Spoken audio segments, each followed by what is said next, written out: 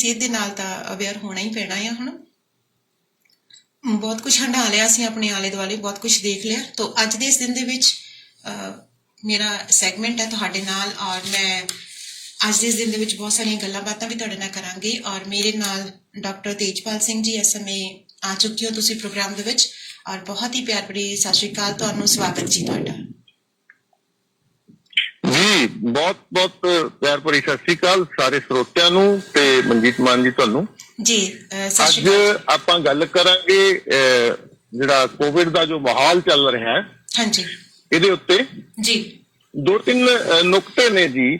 ਪਹਿਲੀ ਗੱਲ ਕਿ ਅਸਲੀਅਤ ਕੀ ਹੈ जी, ਦੂਸਰੀ ਗੱਲ ਕਿ ਇਹਦੇ ਨਾਲ ਨਜਿੱਠਿਆ ਕਿਵੇਂ ਜਾਵੇ। हाँ जी। ਦੋ ਵਿਚਾਰ ਮਤਲਬ ਅੱਜ ਦੀ ਤਾਰੀਖ 'ਚ ਦੋ ਤਰ੍ਹਾਂ ਦਾ ਵਿਚਾਰ ਜਿਹੜਾ ਉਹ ਹੈ ਸਾਡੇ ਸਾਹਮਣੇ। ਇੱਕ ਤਾਂ ਇਹ ਕਿ ਕੋਰੋਨਾ ਬਹੁਤ ਖਤਰਨਾਕ ਵਾਇਰਸ ਹੈ, ਇਹ ਨਵੀਂ ਕਿਸਮ ਦਾ ਵਾਇਰਸ ਹੈ ਤੇ ਇਹ ਇੱਕ ਮਹਾਮਾਰੀ ਹੈ, ਇਹਦੀ ਮੌਤ ਦਰ ਬਹੁਤ ਜ਼ਿਆਦਾ ਹੈ, ਬੜੀ ਤੇਜ਼ੀ ਨਾਲ ਫੈਲਦਾ ਹੈ। ਜੋ ਸਰਕਾਰ ਕਹਿ ਰਹੀ ਹੈ, ਮੀਡੀਆ ਕਹਿ ਰਿਹਾ ਹੈ ਤੇ ਡਾਕਟਰ ਲੌਬੀ ਪੂਰੀ ਦੀ ਪੂਰੀ ਡਾਕਟਰ ਲੌਬੀ ਜਿਹੜੀ ਹੈ ਉਹ ਇਹ ਕਹਿ ਰਹੀ ਹੈ, ਈਵਨ WHO ਵੀ ਇਹੀ ਕਹਿ ਰਿਹਾ ਹੈ ਜੀ। तो दूसरा पहलू जेड़ा डॉक्टर साहब मैं मैं तुहाडी गलबात जरूर सुनूंगी, बट जेडे साडे श्रोते अज दे इस दिन दे विच अज दे इस प्रोग्राम दे विच मेरे नाल आ चुके हैं जी, लाइव दे विच भी आए हो तुसीं और तुसीं ऐप तो भी सानू सुन रहे हो। तो मैं कन्फर्म करदा कि अज दा साडा सैगमेंट है जिहड़ा कोविड के उपर है, और कुछ अहम जानकारी असीं डॉक्टर तेजपाल सिंह होरां तो लै रहे हैं जी, और असीं समझ रहे हैं चीज़ की थोड़ी थोड़ी जेकर असीं अपनी अवेयर आप ही हो जी, असीं अपने डॉक्टर आप बन सकते हैं और हल्की फुल्की ट्रीटमेंट जिहड़ी अपनी बॉडी नूं देनी असीं आप दे सकते। हाँ जी डॉक्टर साहब जी। तो दूसरा पहलू यह है कि साडे देश दे जी कुछ डॉक्टर ने जिहड़े उन्हां दी संख्या बेशक घट है, हाँ जी, वो ये कह रहे ने कि कोरोना एक सिंपल फ्लू दा वायरस है, ये कोई महामारी नहीं है, ये कोई जानलेवा वायरस नहीं है, इसकी मौत दर जिहड़ी है वो 0.1% है ते बाकी सारा जो माहौल बनाया गया ये पिछे एक षड्यंत्र है, एक साजिश है जी। ਹੁਣ ਇਹ ਦੋਨੋਂ ਤਰ੍ਹਾਂ ਦਾ ਵਿਚਾਰ ਸਾਡੇ ਸਰੋਤੇ ਵੀ ਸੁਣਦੇ ਹੋਣਗੇ ਇਹੋ ਜਿਹੀਆਂ ਗੱਲਾਂ, ਕਿਉਂਕਿ ਡਾਕਟਰ ਬਿਸ਼ਨੂਪ੍ਰਾਏ ਚੌਧਰੀ, ਡਾਕਟਰ ਅਮਰ ਸਿੰਘ ਆਜ਼ਾਦ ਆਪਣੇ ਪੰਜਾਬ ਪਟਿਆਲਾ ਤੋਂ ਨੇ, ਹੋਰ ਬਹੁਤ ਸਾਰੇ ਡਾਕਟਰ ਨੇ ਜਿਹੜੇ ਇਹ ਕਹਿ ਰਹੇ ਨੇ ਕਿ ਇਹ ਸਿਰਫ ਇੱਕ ਵਪਾਰ ਹੈ ਜਾਂ ਇਹਦੇ ਪਿੱਛੇ ਛੁਪਿਆ ਹੋਇਆ ਕੋਈ ਏਜੰਡਾ ਹੈ, ਵੈਕਸੀਨੇਸ਼ਨ ਦੇ ਰਾਹੀਂ ਉਹ ਆਬਾਦੀ ਕੰਟਰੋਲ ਕਰਨਾ ਚਾਹੁੰਦੇ ਨੇ। ਇਹ ਇੱਕ ਪਹਿਲੂ ਹੈ ਜਿਹੜਾ ਮਤਲਬ ਸਾਨੂੰ ਵਿਚਾਰਨਯੋਗ ਹੈ ਜੀ, क्योंकि हर चीज जो भी कोई चीज आउंदी है ओदी पॉजिटिविटी भी नाल आउंदी है और नेगेटिविटी भी नाल आउंदी है। कुछ पॉजिटिव व्यू भी सानू सुनने नूं मिल रहे हैं, कुछ नेगेटिव भी सुनने नूं मिल रहे हैं। सो श्रोतियां नूं मैं यही गुजारिश करूंगी, अगर कोई तुहाडा मसला होएगा तो एक गलबात होएगी तां तुसीं मैनूं लाइव दे विच सुन रहे हो, मैसेज साइन कर सकते हो, या मेरे WhatsApp ते मैनूं 9530760134 ते मैसेज साइन कर सकते हो, क्योंकि असीं इत्थे सिर्फ विचार चर्चा करन बैठे हैं जी। अज दे इस दिन दे विच तुहानूं तुहाडी सेहत दे लई अवेयर करन बैठे हैं। हाँ जी डॉक्टर साहब। तो साडे देश दी जिहड़ी ज्यादातर आबादी है वो आप एनालाइज नहीं करती किसी चीज़ां नूं, वो जिहड़ा व्यक्ति उहनूं कन्विंस कर लैंदा उहदी गल मन्ननी शुरू कर दिंदे आ। मोस्टली लोग इवें करदे ने। अज दी तारीख जो मीडिया बोल रहा है, जो आले दुआले प्रचार हो रहा है, उसे ते ज्यादा विश्वास किया जा रहा है ते जिहड़ा दूजा पक्ष है ਉਹਨੂੰ ਲੋਕਾਂ ਤੱਕ ਪਹੁੰਚਣ ਤੋਂ ਬਕਾਇਦਾ ਰੋਕਿਆ ਜਾ ਰਿਹਾ ਹੈ। ਜਿਵੇਂ ਉਦਾਹਰਨ ਦੇ ਤੌਰ ਤੇ ਮੈਂ ਤੁਹਾਨੂੰ ਦੱਸਣਾ ਚਾਹੁੰਦਾ ਕਿ ਡਾਕਟਰ ਬਿਸ਼ਨੂਪ੍ਰਾਏ ਚੌਧਰੀ ਨੇ ਪਹਿਲੇ ਦਿਨ ਹੀ ਜਦੋਂ ਕੋਰੋਨਾ ਸ਼ੁਰੂ ਹੋਇਆ ਉਦੋਂ ਹੀ ਕਹਿ ਦਿੱਤਾ ਸੀ ਵੀ ਇਹਦੇ ਪਿੱਛੇ ਬਹੁਤ ਵੱਡਾ ષਡਯੰਤਰ ਹੈ, ਹੁਣ ਇਹ ਡਰ ਫੈਲਾਇਆ ਜਾਏਗਾ, ਉਸ ਤੋਂ ਬਾਅਦ ਵੈਕਸੀਨ ਆਏਗਾ, ਉਸ ਤੋਂ ਬਾਅਦ ਇਹ ਸਾਰਿਆਂ ਨੂੰ ਵੈਕਸੀਨ ਲਗਾਇਆ ਜਾਏਗਾ। ਲੇਕਿਨ ਉਹਨਾਂ ਦਾ YouTube ਦਾ ਸਾਰਾ ਚੈਨਲ ਬਲੌਕ ਕਰਤਾ ਗਿਆ, Facebook पेज डिलीट करता गया, मतलब सच्चाई नूं सामने आउण तो रोकण दी कोशिश भी की जा रही है जी। ते हुण आपां गल करिए, मैं श्रोते नूं कहना चाहुंदा कि साडी अपनी एक रिसर्च जरूर होनी चाहिदी है। असीं अगर मैं कहना भी जरूरी नहीं कि असीं सारे साइंटिस्ट होइए, जरूरी है असीं सारिਆਂ ने डॉक्टर की पढ़ाई की है, लेकिन कुछ कॉमन सेंस के सवाल होंदे ने जिहड़े साडे सारिਆਂ दे मन च होने चाहिए ने। पहला सवाल जी कि सब तो वध जिहड़ी सुरक्षा है साडे देश दे विच वो प्रधानमंत्री जी ते गृह मंत्री जी कोले है जी। सब तो टाइट सिक्योरिटी। हाँ जी। ਮਤਲਬ ਇਹ ਕਹਿ ਲਓ ਕਿ ਉਹ ਸਿਕਿਉਰਿਟੀ ਦੀ ਜ਼ਿੰਮੇਵਾਰੀ ਹੈ ਕਿ ਜੇ ਉਹ ਸਾਡੇ ਪ੍ਰਧਾਨ ਮੰਤਰੀ ਜੀ, ਗ੍ਰਹਿ ਮੰਤਰੀ ਜੀ ਕਿਸੇ ਇਹੋ ਜਿਹੀ ਜਗ੍ਹਾ ਤੇ ਜਾਂਦੇ ਤਾਂ ਉਹ ਰੋਕ ਦੇ, ਨਹੀਂ ਸਰ ਇੱਥੇ ਤੁਹਾਨੂੰ ਖਤਰਾ ਹੋ ਸਕਦਾ, ਤੁਸੀਂ ਇੱਥੇ ਨਹੀਂ ਜਾਣਾ ਜੀ। ਤੇ ਉਹੀ ਸਾਡੇ ਮਾਨਯੋਗ ਪ੍ਰਧਾਨ ਮੰਤਰੀ ਜੀ ਤੇ ਗ੍ਰਹਿ ਮੰਤਰੀ ਜੀ ਲੱਖਾਂ ਲੋਕਾਂ ਦੀਆਂ ਪੱਛਮੀ ਬੰਗਾਲ 'ਚ ਰੈਲੀਆਂ ਕਰਦੇ ਨੇ ਉਸ ਸਮੇਂ ਜਦੋਂ ਇਹ ਕਿਹਾ ਜਾ ਰਿਹਾ ਕਿ ਕੋਰੋਨਾ ਬਹੁਤ ਤੇਜ਼ੀ ਨਾਲ ਫੈਲ ਰਿਹਾ ਜੀ। ਕੀ ਉਹ ਸ਼ਖਸੀਅਤਾਂ ਜਿਹੜੀਆਂ ਨੇ ਸਾਡੇ ਦੇਸ਼ ਦੀਆਂ ਸਨਮਾਨਜਨਕ ਅਹੁਦਿਆਂ ਤੇ ਬੈਠੇ ਲੋਕ ਨੇ, ਕੀ ਉਹਨਾਂ ਨੂੰ ਆਪਣੀ ਜਾਨ ਦਾ ਡਰ ਨਹੀਂ ਹੈ ਜੀ? ਬਿਲਕੁਲ। ਜੇ ਨਹੀਂ ਹੈ ਤਾਂ ਇਹਦਾ ਮਤਲਬ ਇਹ ਹੈ ਕਿ ਜੇ ਦੂਜੇ ਲੋਕਾਂ ਨੂੰ ਮਾਸਕ ਲਾਉਣ ਲਈ ਮਜਬੂਰ ਕੀਤਾ ਜਾ ਰਿਹਾ ਲੇਕਿਨ ਆਪ ਉਹ ਖੁੱਲ੍ਹੇਆਮ ਲੱਖਾਂ ਲੋਕਾਂ ਦੀਆਂ ਰੈਲੀਆਂ 'ਚ ਬਿਨਾਂ ਮਾਸਕ ਤੋਂ ਘੁੰਮ ਰਹੇ ਨੇ, ਤਾਂ ਦਾਲ 'ਚ ਕੁਝ ਕਾਲਾ ਤਾਂ ਹੈ ਜੀ।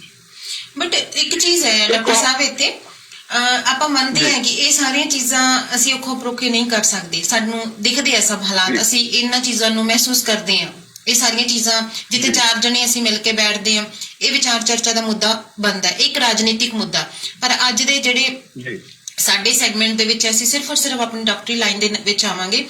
ਬਟ ਮੇਰੀ ਜਿਹੜੀ ਗੱਲ 2 ਦਿਨ ਪਹਿਲਾਂ ਆਪਣਾ ਕੋਈ ਫਰੈਂਡ ਨਾਲ ਗੱਲ ਕਰ ਰਹੀ ਸੀ, ਕੈਨੇਡਾ ਤੋਂ ਆਨੇ ਉਹ, ਤੇ ਉਹ ਕਹਿੰਦੇ ਵੀ ਮੰਨਦੇ ਆ ਵੀ ਇੰਡੀਆ ਦੇ ਵਿੱਚ ਇਹ ਚੀਜ਼ ਚੱਲੀ ਹੋਈ ਹੈ ਕਿ ਇਹ ਚੀਜ਼ ਨਹੀਂ ਹੈਗੀ, ਸਾਨੂੰ ਇਹ ਨੁਕਸਾਨ ਨਹੀਂ ਹੈਗਾ ਇਹਦਾ ਕੁਝ ਵੀ ਅਸੀਂ ਨਹੀਂ ਮੰਨਦੇ। ਬਟ ਉਹ ਕਹਿੰਦੇ ਵੀ ਹੁਣ ਜਦੋਂ ਇਹ ਓਵਰਆਲ ਸਾਰੇ ਵਰਲਡ ਦੇ ਵਿੱਚ ਫੈਲਿਆ ਹੋਇਆ ਵੀ ਕੁਝ ਤਾਂ ਹੈ ਜੋ, ਜੇ ਅਸੀਂ ਇਹਨੂੰ ਫਲੂ ਵੀ ਕਹਿੰਦੇ, ਇਨਫੈਕਸ਼ਨ ਵੀ ਕਹਿੰਦੇ ਆ, ਵੀ ਇੱਕਦਮ ਇਹਦਾ ਵਧਣਾ ਹੈ ਜਿਹੜਾ ਉਹ ਹੈ। ਔਰ ਜੋ ਇਹ ਸਿੰਪਟਮ ਹੈ ਕੁਝ ਲੋਕਾਂ ਦੇ ਪਰਿਵਾਰਾਂ 'ਚ ਹੰਡੇ ਨੇ, ਔਰ ਮੇਰੇ ਆਪਦੇ ਹੀ ਨੇ, ਮੇਰੇ ਆਪਣੇ ਪਰਿਵਾਰ ਦੇ ਵਿੱਚ ਇਹ ਹੋਈ ਹੈ ਪ੍ਰੋਬਲਮ ਕਿ ਚਲੋ ਠੀਕ ਹੈ ਰਿਪੋਰਟਾਂ ਪੋਜ਼ਿਟਿਵ ਆਉਣੀਆਂ ਨੈਗੇਟਿਵ ਆਉਣੀਆਂ ਬਾਅਦ ਦੀਆਂ ਗੱਲਾਂ ਨੇ, ਬਟ ਜਿਹੜੇ ਸਿੰਪਟਮ ਨੇ, ਜਿਹੜੇ ਇਹ ਹਾਲਾਤ ਨੇ, ਕੁਝ ਮੇਰੇ ਆਪਣਿਆਂ ਨਾਲ ਵੀ ਬੀਤੇ ਨੇ। ਔਰ ਉੱਥੇ ਜਾ ਕੇ ਫਿਰ ਕਿਉਂ ਇਹ ਲੱਗਦਾ, ਕਿਉਂਕਿ ਮੇਰੇ ਜੀਜਾ ਜੀ ਐਕਸਪਾਇਰ ਹੋ ਗਏ ਆ ਬਹੁਤ ਛੋਟੀ ਉਮਰ ਦੇ ਵਿੱਚ। ਉਹ ਜਦੋਂ ਮਾਹੌਲ ਸੀ ਕੋਵਿਡ ਦਾ, ਪਹਿਲਾ ਦੌਰ ਆਇਆ ਸੀ, ਪਹਿਲਾ ਪੜਾਅ ਆਇਆ ਸੀ, ਪੇਸ਼ੈਂਟਸ ਨੂੰ ਚੱਕਿਆ ਉਹਨਾਂ ਨੇ, ਸਾਰੀ ਉਹਨਾਂ ਦਾ ਟ੍ਰੀਟਮੈਂਟ ਦੇ ਵਿੱਚ ਹੈਲਪ ਕੀਤੀ, ਉਹਨਾਂ ਨੂੰ ਕੁਝ ਨਹੀਂ ਹੋਇਆ। ਬਟ ਜਦੋਂ ਉਹ ਪੜਾਅ ਖਤਮ ਹੋ ਰਿਹਾ ਹੈਗਾ, ਲਾਸਟ ਤੇ ਚਲਾ ਗਿਆ, ਤਾਂ ਉਹਨਾਂ ਨੂੰ ਇਨਫੈਕਸ਼ਨ ਹੋ ਗਈ। ਇਨਫੈਕਸ਼ਨ ਵੀ ਬਹੁਤ ਜ਼ਿਆਦਾ ਹੋਈ, ਪੀਸ ਆਫ ਡੈਮੇਜ, ਔਰ ਜਾ ਕੇ ਉਹਨਾਂ ਨੇ ਦਮ ਹੀ ਤੋੜਿਆ। ਮਤਲਬ ਜਿੱਥੇ ਅਸੀਂ ਆਪਣੇ ਨਾਲ ਹੰਡਦੇ ਆ ਹਾਲਾਤ ਦੇਖਦੇ ਹਾਂ ਡਾਕਟਰ ਸਾਹਿਬ, ਉੱਥੇ ਸਾਨੂੰ ਲੱਗਦਾ ਵੀ ਇਹ ਚੀਜ਼ ਹੈਗੀ ਆ। ਦੇਖੋ ਮੈਂ ਇਹਨੂੰ ਥੋੜਾ ਜਿਹਾ ਐਕਸਪਲੇਨ ਕਰਨਾ ਚਾਹੁੰਦਾ ਜੀ ਸਾਰੀ ਗੱਲ ਨੂੰ ਜੀ, ਕਿਉਂਕਿ ਇਹ ਸਵਾਲ ਲਗਾਤਾਰ ਆ ਰਹੇ ਨੇ। ਦੇਖੋ ਜੀ ਇਟਲੀ 'ਚ ਇੰਨੀਆਂ ਮੌਤਾਂ ਹੋਈਆਂ, ਅਮਰੀਕਾ 'ਚ ਇੰਨੀਆਂ ਮੌਤਾਂ ਹੋਈਆਂ, ਸਾਡੇ ਇੰਨੀਆਂ ਮੌਤਾਂ ਹੋ ਰਹੀਆਂ ਨੇ। ਤੁਸੀਂ ਅਸਲ 'ਚ ਜਦੋਂ ਆਪਾਂ ਡਾਕੂਮੈਂਟਰੀ ਗੱਲ ਕਰਦੇ ਆ, ਜਦੋਂ ਆਪਾਂ ਤੱਥਾਂ ਤੇ ਆਧਾਰਿਤ ਗੱਲ ਕਰਾਂਗੇ ਫਿਰ ਗੱਲ ਦਾ ਨਿਤਾਰਾ ਹੋਏਗਾ ਜੀ। ਤੱਥਾਂ ਤੇ ਆਧਾਰਿਤ ਗੱਲ, ਮੈਂ ਸਿੰਪਲ ਜੀ ਗੱਲ ਸਾਰੇ ਸਰੋਤਿਆਂ ਨੂੰ ਦੱਸਣਾ ਚਾਹੁੰਦਾ। ਤੁਸੀਂ ਗੂਗਲ ਤੇ ਜਾ ਕੇ ਇੱਕ ਸਿੰਪਲ ਚੀਜ਼ ਲਿਖੋ, use of mask by public. ਅੱਛਾ, ਉੱਥੇ ministry of health and family welfare ਦੀ ਇੱਕ ਗਾਈਡਲਾਈਨ ਪਈ ਹੈ, 3 ਪੇਜ ਦੀ PDF ਫਾਈਲ ਹੈ ਜੀ। ਉਹ ministry of health the guideline ਕੀ ਹੈ ਕਿ ਅਗਰ ਕੋਈ ਤੰਦਰੁਸਤ ਵਿਅਕਤੀ ਮਾਸਕ ਪਾਉਂਦਾ ਤਾਂ ਉਹ ਬਿਮਾਰ ਹੋਏਗਾ। ਅੱਛਾ, ਜਿਸ ਵਿਅਕਤੀ ਨੂੰ ਲੱਛਣ ਨਹੀਂ ਹੈਗੇ, ਸਿੰਪਟਮ ਨਹੀਂ ਹੈਗੇ, ਉਹਨੂੰ ਮਾਸਕ ਨਹੀਂ ਪਾਉਣਾ ਚਾਹੀਦਾ। ਤੇ ਜੇ ਉਹ ਲਗਾਤਾਰ ਮਾਸਕ ਪਾਉਂਦਾ ਤਾਂ ਉਹਨੂੰ ਇਨਫੈਕਸ਼ਨ ਹੋਣ ਦੇ ਚਾਂਸਸ ਵੱਧ ਜਾਣਗੇ ਜੀ। ਇਹ ministry of health and family welfare the guideline ਹੈ। ਹੁਣ ਦੂਜੇ ਪਾਸੇ ਪ੍ਰੈਕਟੀਕਲੀ ਕੀ ਹੋ ਰਿਹਾ ਹੈ ਕਿ ਤੁਸੀਂ ਮਾਸਕ ਨਹੀਂ ਪਾਉਂਦੇ, ਤੁਹਾਨੂੰ ਚਲਾਨ ਕੀਤਾ ਜਾਂਦਾ ਹੈ। ਜਦੋਂ ਅਸੀਂ ਲਗਾਤਾਰ ਮਾਸਕ ਪਾਉਂਦੇ ਆ ਤਾਂ ਅਸੀਂ ਅਲਟੀਮੇਟਲੀ ਕਰ ਕੀ ਰਹੇ ਹਾਂ ਕਿ ਅਸੀਂ ਕਾਰਬਨ ਡਾਈਆਕਸਾਈਡ ਬਾਹਰ ਕੱਢ ਰਹੇ, ਫਿਰ ਉਸੇ ਕਾਰਬਨ ਡਾਈਆਕਸਾਈਡ ਨੂੰ ਅੰਦਰ ਇਨਹੇਲ ਕਰ ਰਹੇ ਹਾਂ। ਜੀ ਜੀ ਬਿਲਕੁਲ। ਤੇ ਤੁਸੀਂ ਲਗਾਤਾਰ ਮਾਸਕ ਪਾ ਕੇ ਦੇਖੋ ਜੀ, 5-6 ਘੰਟੇ ਜੋ ਲਗਾਤਾਰ ਮਾਸਕ ਪਾਉਣੇ, ਸਾਡੀ ਆਕਸੀਜਨ ਸੈਚੂਰੇਸ਼ਨ ਜਿਹੜੀ ਹੈ 1-2% ਘਟ ਜਾਂਦੀ ਹੈ। ਖੁਦ ਸਾਨੂੰ ਆਫਿਸ ਦੇ ਵਿੱਚ 8 ਘੰਟੇ ਜੌਬ ਕਰਨੀ ਪੈਂਦੀ ਹੈ ਜੀ। ਇੱਥੇ ਤਾਂ ਚਲੋ ਠੀਕ ਹੈ ਅਸੀਂ ਮਾਈਕ ਦੀ ਦੁਨੀਆ ਦੇ ਵਿੱਚ ਇੱਥੇ ਮਾਸਕ ਨਹੀਂ ਪਾਉਂਦੇ, ਬਟ ਉੱਥੇ ਸਾਨੂੰ ਮਾਸਕ ਪਾ ਕੇ ਬੈਠਣਾ ਪੈਂਦਾ। ਔਰ ਤੁਸੀਂ ਮੰਨੋਗੇ ਕਿ ਦਮ ਘੁੱਟਦਾ ਹੈ, ਸਾਹ ਬੰਦ ਹੁੰਦਾ ਹੈ, ਫਿਰ ਉਹਨੂੰ ਉਤਾਰ ਦਿੰਦੇ ਆ, 10 ਮਿੰਟ 5 ਮਿੰਟ ਥੋੜਾ ਰਿਲੈਕਸ ਕਰਦੇ ਆ, ਫਿਰ ਲਾਉਣੇ, ਕਿਉਂਕਿ ਸਾਨੂੰ ਕੰਪਲਸਰੀ ਹੈ ਵੀ ਕਿ ਤੁਸੀਂ ਆਪਸ ਦੇ ਵਿੱਚ ਗੱਲ ਵੀ ਕਰ ਰਹੇ ਹੋ ਤਾਂ ਤੁਹਾਨੂੰ ਮਾਸਕ ਲਾਜ਼ਮੀ ਹੈ। ਅਸੀਂ ਮਾਸਕ ਪਾ ਕੇ ਬੈਠਨੇ ਜੀ, ਬੁਰਾ ਹਾਲ ਹੈ ਸਾਡਾ ਜੀ। ਹੁਣ ਤੁਸੀਂ ਦੇਖੋ ਸੈਕਿੰਡ ਸਟ੍ਰੇਨ ਬਹੁਤ ਖਤਰਨਾਕ ਬੋਲ ਹੈ। ਪਹਿਲਾਂ ਤਾਂ ਤੁਸੀਂ 1 ਸਾਲ ਲੋਕਾਂ ਦੇ ਧੱਕੇ ਨਾਲ ਮਾਸਕ ਲਵਾ ਕੇ ਉਹਨਾਂ ਦੀ ਇਮਿਊਨਿਟੀ ਨੂੰ ਲੋ ਕੀਤਾ ਜੀ। ਹੁਣ ਉਹੀ ਫਲੂ ਜਿਹੜਾ ਹੈ, ਸਿੰਪਲ ਫਲੂ ਜਿਹੜਾ ਪਿਛਲੇ ਸਾਲ ਇੰਨਾ ਨੁਕਸਾਨ ਨਹੀਂ ਸੀ ਕਰ ਸਕਿਆ, ਜਦੋਂ ਤੁਸੀਂ ਜ਼ਬਰਦਸਤੀ ਕਾਰਬਨ ਡਾਈਆਕਸਾਈਡ ਇਨਹੇਲ ਕਰਨ ਲਈ ਮਜਬੂਰ ਕੀਤਾ, ਉਹਨਾਂ ਦੀ ਇਮਿਊਨਿਟੀ ਲੋ ਹੋਈ, ਤਾਂ ਉਹੀ ਫਲੂ ਦੂਜੇ ਸਾਲ ਜ਼ਿਆਦਾ ਨੁਕਸਾਨ ਕਰ ਰਿਹਾ। ਇਹਦੇ 'ਚ ਕੋਈ ਇਹੋ ਜਿਹੀ ਗੈਰ ਵਿਗਿਆਨਕ ਗੱਲ ਤਾਂ ਹੈ ਹੀ ਨਹੀਂ। ਇੱਥੇ ਇੱਕ ਤੁਹਾਡੇ ਲਈ ਸਵਾਲ ਵੀ ਆ ਗਿਆ, ਹੁਣ ਅਸੀਂ ਤੇ ਇਮਿਊਨਿਟੀ ਤੇ ਗੱਲ ਕਰ ਰਹੇ ਹਾਂ। ਅਸੀਂ ਕਹਿੰਦੇ ਕਿ ਜਿਹੜੇ ਲੋਕਾਂ ਦੀ ਇਮਿਊਨਿਟੀ ਹਾਰਡ ਹੈ, ਸਖਤ ਹੈ, ਥੋੜੀ ਸਟਰੋਂਗ ਹੈ, ਉਹ ਇਸ ਵਾਇਰਸ ਨਾਲ ਫਾਈਟ ਕਰਨ ਦੇ ਵਿੱਚ ਜਿਹੜੇ ਉਹ ਜਿੱਤ ਰਹੇ ਆ। ਬਟ ਜਿੱਥੇ ਦੀ ਇਮਿਊਨਿਟੀ ਥੋੜੀ ਲੋ ਹੋ ਗਈ, ਉਹੀ ਪਕੜ ਦੇ ਵਿੱਚ ਆ ਰਹੇ ਆ, ਚਾਹੇ ਸਾਡੇ ਬਜ਼ੁਰਗ, ਚਾਹੇ ਸਾਡੇ ਬੱਚੇ, ਚਾਹੇ ਸਾਡੇ ਬਿਮਾਰ ਪੇਸ਼ੈਂਟਸ ਜਿਨ੍ਹਾਂ ਨੂੰ ਕੰਟੀਨਿਊ ਕੋਈ ਬਿਮਾਰੀ ਦੇ ਵਿੱਚ ਹੈ। ਤਾਂ ਇੱਕ ਸਵਾਲ ਮੈਨੂੰ ਸਰਦੂਲ ਬਰਾੜ ਜੀ ਨੇ ਭੇਜਿਆ ਜੀ, ਸ਼੍ਰੀ ਮੁਕਤਸਰ ਸਾਹਿਬ ਤੋਂ। ਉਹ ਲਿਖਦੇ ਕਹਿੰਦੇ ਡਾਕਟਰ ਸਾਹਿਬ, ਸਰੀਰ ਦੀ ਜਿਹੜੀ ਇਮਿਊਨਿਟੀ ਹੈ ਨਾ, ਇਹ ਕਿੰਨੀ ਤਰ੍ਹਾਂ ਦੀ ਹੁੰਦੀ ਆ ਤੇ ਕਿਵੇਂ ਕਾਇਮ ਰੱਖੀ ਜਾ ਸਕਦੀ ਹੈ? ਇਸ ਬਾਰੇ ਚਾਨਣਾ ਜ਼ਰੂਰ ਪਾਇਓ ਤਾਂ ਜੀ ਸਰੋਤੇ ਜਿਹੜੇ ਵਹਿਮਾਂ ਭਰਮਾਂ ਤੋਂ ਬਚ ਸਕਣ। ਜੀ ਹਾਂਜੀ, ਦੇਖੋ ਜੀ, ਮੈਂ ਇਸੇ ਸਵਾਲ ਤੇ ਆ ਜਾਣਾ ਕਿਉਂਕਿ ਬਹੁਤ ਜੁੜਿਆ ਹੋਇਆ, ਬਚਾਵ ਨਾਲ ਜੁੜਿਆ ਹੋਇਆ ਸਵਾਲ ਹੈ ਜੀ। ਇਮਿਊਨਿਟੀ ਹੀ ਸਾਡੇ ਸਰੀਰ ਦੇ ਅੰਦਰ ਇੱਕ ਕੁਦਰਤ ਨੇ ਸਾਨੂੰ ਸੁਰੱਖਿਆ ਕਵਚ ਦਿੱਤਾ ਹੋਇਆ, ਜਾਂ ਬਿਮਾਰੀਆਂ ਨਾਲ, ਬੈਕਟੀਰੀਆ ਨਾਲ, ਵਾਇਰਸ ਨਾਲ ਲੜਨ ਦੀ ਇੱਕ ਤਾਕਤ ਦਿੱਤੀ ਹੋਈ ਹੈ, ਜਿਹਨੂੰ ਤੁਸੀਂ ਮਤਲਬ ਆਪਾਂ ਰੋਗ ਪ੍ਰਤੀਰੋਧਕ ਸਮਰੱਥਾ ਕਹਿੰਦੇ ਆ ਜੀ।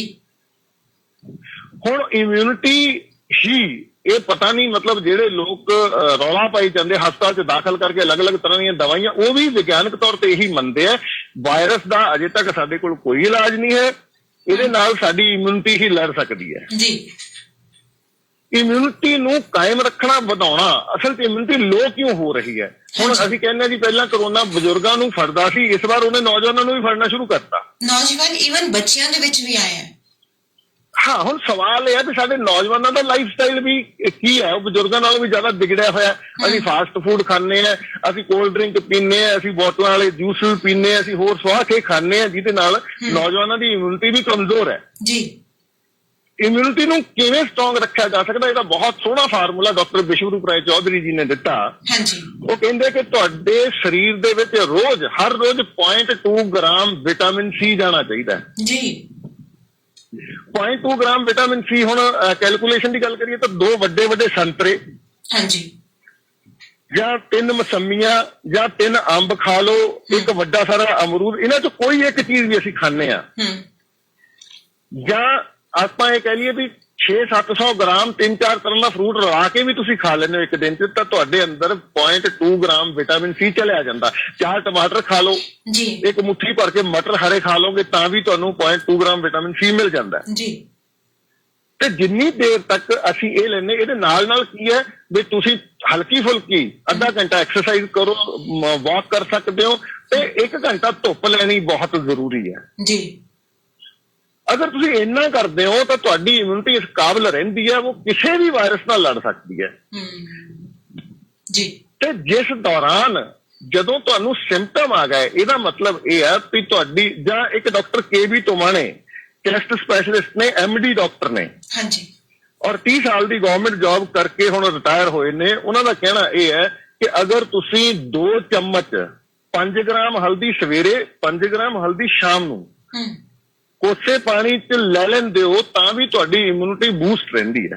ਬਿਲਕੁਲ। ਵੈਸੇ ਵੀ ਹਲਦੀ ਸਾਨੂੰ ਨਾਰਮਲੀ ਕਹਿੰਦੇ ਹੈ ਕਿ ਅਗਰ ਸਾਡੇ ਕੋਈ ਪੇਨ ਹੈ ਸਰੀਰ ਦੇ ਵਿੱਚ, ਅਸੀਂ ਪੇਨ ਕਿਲਰ ਦੇ ਸਿਰ ਤੇ ਆ, ਤਾਂ ਕਹਿੰਦੇ ਜੇ ਹਲਦੀ ਕੰਟੀਨਿਊ ਰੱਖੋ ਤੁਸੀਂ, ਚਾਹੇ ਚੁੰਡੀ ਪਰ ਆਪਦੀ ਕੰਟੀਨਿਊ ਰੱਖੋ ਡੇਲੀ, ਔਰ ਦਿਨ ਦੇ ਵਿੱਚ ਜਿੰਨੀ ਵਾਰ ਤੁਸੀਂ ਪਾਣੀ ਪੀਂਦੇ ਹੋ। ਮੈਨੂੰ ਵੀ ਕਿਸੇ ਨੇ ਸਲਾਹ ਦਿੱਤੀ ਸੀ ਕਿ ਕਹਿੰਦੇ ਉਸ ਦੇ ਨਾਲ ਇਮਿਊਨਿਟੀ ਤੁਹਾਡੀ ਹਾਰਡ ਹੋਏਗੀ ਔਰ ਜਿਹੜੀਆਂ ਛੋਟੀਆਂ ਬਿਮਾਰੀਆਂ ਤੋਂ ਰਾਹਤ ਮਿਲੇਗੀ, ਹੈ ਨਾ ਜੀ। ਤਾਂ ਸਭ ਤੋਂ ਜਿਹੜੀ ਜ਼ਰੂਰੀ ਗੱਲ ਸਾਡੇ ਸਮਝਣ ਵਾਲੀ ਹੈ ਉਹ ਹੈ ਕਿ ਜਿਹੜਾ ਮਾਹੌਲ ਬਣਾਇਆ ਗਿਆ ਜੀ, ਉਸ ਮਾਹੌਲ ਦੇ ਵਿੱਚ ਤੁਸੀਂ ਇਹ ਮੰਨ ਲਓ ਕਿ ਜਦੋਂ ਇੱਕ ਪੇਸ਼ੈਂਟ ਨੂੰ ਖੰਘ ਹੁੰਦੀ ਹੈ, ਜ਼ੁਕਾਮ ਹੁੰਦਾ, ਉਹ ਡਰਦਾ ਨਹੀਂ ਹੁੰਦਾ, ਲੇਕਿਨ ਜਦੋਂ ਉਹ ਜਾ ਕੇ ਟੈਸਟ ਕਰਵਾ ਲੈਂਦਾ, ਕਰੋਨਾ ਪੋਜ਼ਿਟਿਵ ਆ ਜਾਂਦਾ, ਤਾਂ ਇੰਨਾ ਜ਼ਿਆਦਾ ਡਰ ਜਾਂਦਾ ਹੈ, ਪੈਨਿਕ ਹੋ ਜਾਂਦਾ ਹੈ, ਤਾਂ ਪਹਿਲੀ ਗੱਲ ਤਾਂ ਉਹਦੀ ਇਮਿਊਨਿਟੀ ਬਹੁਤ ਕਮਜ਼ੋਰ ਹੋ ਜਾਂਦੀ ਹੈ। ਦੂਸਰਾ, ਜਦੋਂ ਅਸੀਂ ਡਰ ਜਾਂਦੇ ਹਾਂ ਤਾਂ ਅਸੀਂ ਸਹੀ ਡਿਸੀਜ਼ਨ ਨਹੀਂ ਲੈ ਸਕਦੇ, ਸਹੀ ਫੈਸਲਾ ਨਹੀਂ ਲੈ ਸਕਦੇ। ਤੋ ਇਸ ਕਰੋਨਾ ਦੇ ਮਾਮਲੇ 'ਚ ਜਿੰਨਾ ਮੌਤਾਂ ਦਾ ਵੱਡਾ ਕਾਰਨ ਜਿਹੜਾ ਉਹ ਹੈ ਡਰ, ਔਰ ਦੂਜਾ ਤੁਸੀਂ ਟ੍ਰੀਟਮੈਂਟ ਦਾ ਉਹਨਾਂ ਦਾ ਪ੍ਰੋਟੋਕੋਲ ਤਾਂ ਦੇਖੋ ਕਿ ਉਸ ਵਿਅਕਤੀ ਨੂੰ ਲਿਜਾ ਕੇ ਕਮਰੇ 'ਚ ਬੰਦ ਕਰਤਾ ਜਾਂਦਾ ਕਰੋਨਾ ਵਾਰਡ ਦੇ ਵਿੱਚ, ਉੱਥੇ ਉਹਦੇ ਏਦਾਂ ਦੂਰੋਂ ਖਾਣਾ ਉਹਦੇ ਵੱਲ ਤੱਕਿਆ ਜਾਂਦਾ, ਉਹਦੇ ਨੇੜੇ ਨਹੀਂ ਕੋਈ ਆਉਂਦਾ, ਠੀਕ ਹੈ। ਇਹ ਸਾਰਾ ਮਾਹੌਲ ਤੁਸੀਂ ਵੈਸੇ ਇੱਕ ਤੰਦਰੁਸਤ ਚੰਗੇ ਭਲੇ ਬੰਦੇ ਨੂੰ, ਵਾਇਰਸ ਨੂੰ ਪਾਸੇ ਛੱਡ ਦਈਏ, ਉਸ ਚੰਗੇ ਭਲੇ ਬੰਦੇ ਨੂੰ ਆਈਸੋਲੇਟ ਕਰ ਦਿਓ, ਕੋਈ ਉਹਦੇ ਨੇੜੇ ਨਾ ਜਾਵੇ, ਨਾ ਉਹਨੂੰ ਧੁੱਪ ਲੱਗੀ, ਨਾ ਉਹਨੂੰ ਆਕਸੀਜਨ ਮਿਲੇ ਢੰਗ ਨਾਲ, ਤੇ ਬਿਮਾਰ ਵੈਸੇ ਹੀ ਹੋ ਜਾਏਗਾ ਬੰਦਾ ਜੀ। ਬਿਲਕੁਲ ਹੀ, ਉਹ ਤਾਂ ਪਹਿਲਾਂ ਹੀ ਡਰਿਆ ਹੁੰਦਾ ਕਿ ਮੈਂ ਇਸ ਵਾਇਰਸ ਦੇ, ਤੇ ਦੂਜਾ ਅਸੀਂ ਮਾਹੌਲ ਕ੍ਰੀਏਟ ਕਰ ਦਿੰਦੇ ਆ, ਖਤਮ ਹੈ ਫਿਰ ਉਹ ਤਾਂ ਪਹਿਲਾਂ ਜੀ। ਤੇ ਦੂਸਰਾ ਪਹਿਲੂ ਜਿਹੜਾ ਮੈਂ ਦੱਸਣਾ ਚਾਹੁੰਦਾ ਉਹ ਇਲਾਜ ਦੇ ਵਿੱਚ ਵੀ ਆਏਗਾ ਕਿ ਅਸੀਂ ਡਾਕਟਰ ਵਿਸ਼ਵਰੂਪ ਰਾਏ ਚੌਧਰੀ ਜੀ ਨੇ ਇੱਕ ਟੀਮ ਦਾ ਗਠਨ ਕੀਤਾ। ਉਹਦਾ ਟੀਮ ਦਾ ਨਾਮ ਹੈ network of influenza care experts ਜੀ, NICE। ਮੈਂ ਉਸ ਟੀਮ ਦਾ ਮੈਂਬਰ ਹਾਂ। ਉਸ ਟੀਮ ਨੇ ਪਿਛਲੇ 6 ਮਹੀਨਿਆਂ 'ਚ 50,000 ਕੋਵਿਡ ਪੇਸ਼ੈਂਟ ਨੂੰ ਠੀਕ ਕੀਤਾ ਜੀ। ਮਤਲਬ ਉਹਦਾ ਇੱਕ ਸਿੰਪਲ ਜਿਹਾ ਤਰੀਕਾ ਹੈ। ਪਹਿਲਾਂ ਇਹ ਟ੍ਰੀਟਮੈਂਟ ਟੋਟਲ ਫ੍ਰੀ ਸੀਗਾ, 50,000 ਲੋਕਾਂ ਨੂੰ ਅਸੀਂ ਫ੍ਰੀ ਟ੍ਰੀਟ ਕੀਤਾ, ਲੇਕਿਨ ਅੱਜ ਕੱਲ੍ਹ ਇਹਦੀ ਛੋਟੀ ਜਿਹੀ ਇੱਕ ਫੀਸ ਰੱਖੀ ਗਈ ਹੈ 500 ਰੁਪਈਆ ਜੀ। ਤੁਸੀਂ ਵੈਬਸਾਈਟ ਤੇ www.biswaroop.com/NICE ਇਸ ਲਿੰਕ ਦੇ ਉੱਤੇ ਜਾ ਕੇ ਕਲਿੱਕ ਕਰੋਗੇ ਤਾਂ ਇੱਕ ਫਾਰਮ ਮਿਲਦਾ ਹੈ, ਉੱਥੇ ਉਹ ਫਾਰਮ ਭਰ ਦੇਣਾ, ਸਬਮਿਟ ਕਰ ਦੇਣਾ। ਉੱਥੇ ਪੇਸ਼ੈਂਟ ਦੀ ਹਿਸਟਰੀ ਹੁੰਦੀ ਹੈ ਜੀ। ਤੁਹਾਨੂੰ 12 ਘੰਟੇ ਦੇ ਅੰਦਰ ਅੰਦਰ ਮੇਲ ਆ ਜਾਂਦੀ ਹੈ। ਉਸ ਮੇਲ ਦੇ ਵਿੱਚ ਤੁਹਾਨੂੰ ਡਾਈਟ ਰეკਮੈਂਡ ਕੀਤੀ ਹੋਏਗੀ ਤੇ ਨਾਲ ਹੀ ਇੱਕ ਐਕਸਪਰਟ ਦਾ ਫੋਨ ਆ ਜਾਂਦਾ ਹੈ ਘਰ ਬੈਠੇ ਹੀ।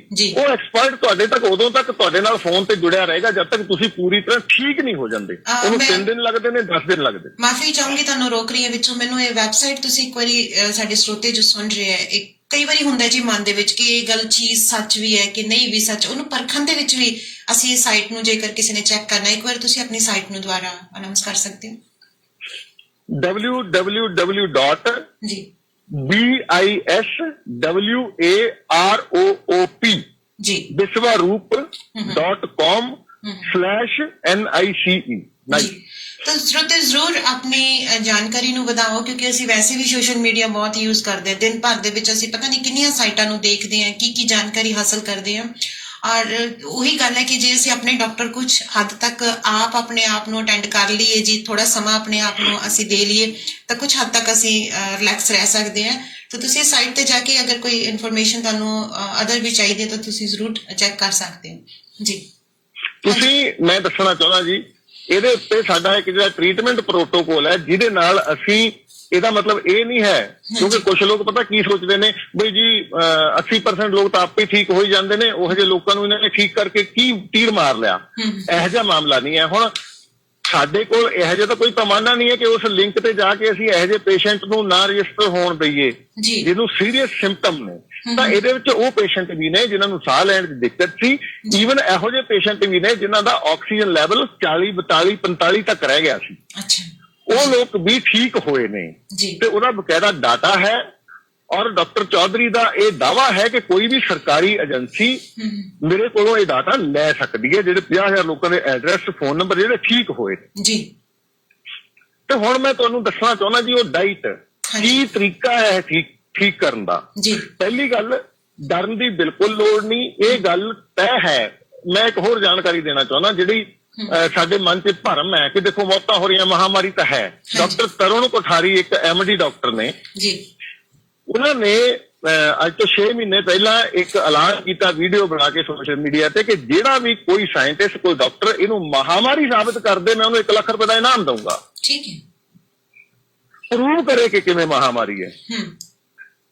ਤੇ ਮੈਂ ਇਹਦੇ ਕੀ ਕਰਨਾ ਚਾਹੁੰਦਾ, ਮਹਾਮਾਰੀ ਹੈ ਨਹੀਂ, ਇਹ ਝੂਠੀ ਮਹਾਮਾਰੀ ਇਹਨੂੰ ਘੋਸ਼ਿਤ ਕਰ ਦਿੱਤਾ ਗਿਆ। ਇਹਦੇ ਪਿੱਛੇ WHO ਦਾ ਜਾਂ ਵਰਲਡ ਲੈਵਲ ਦਾ ਇੱਕ ਏਜੰਡਾ ਹੈ, ਡੀਪੋਪੂਲੇਸ਼ਨ ਦਾ ਏਜੰਡਾ। ਉੱਤੇ ਆਪਾਂ ਨਹੀਂ ਜਾਵਾਂਗੇ, ਉਹ ਤੇ ਕਿਤੇ ਫਿਰ ਡਿਟੇਲ 'ਚ ਗੱਲ ਕਰਾਂਗੇ ਕਿ ਇਹਦੇ ਪਿੱਛੇ ਮਕਸਦ ਕੀ ਹੈ ਉਹਨਾਂ ਦਾ।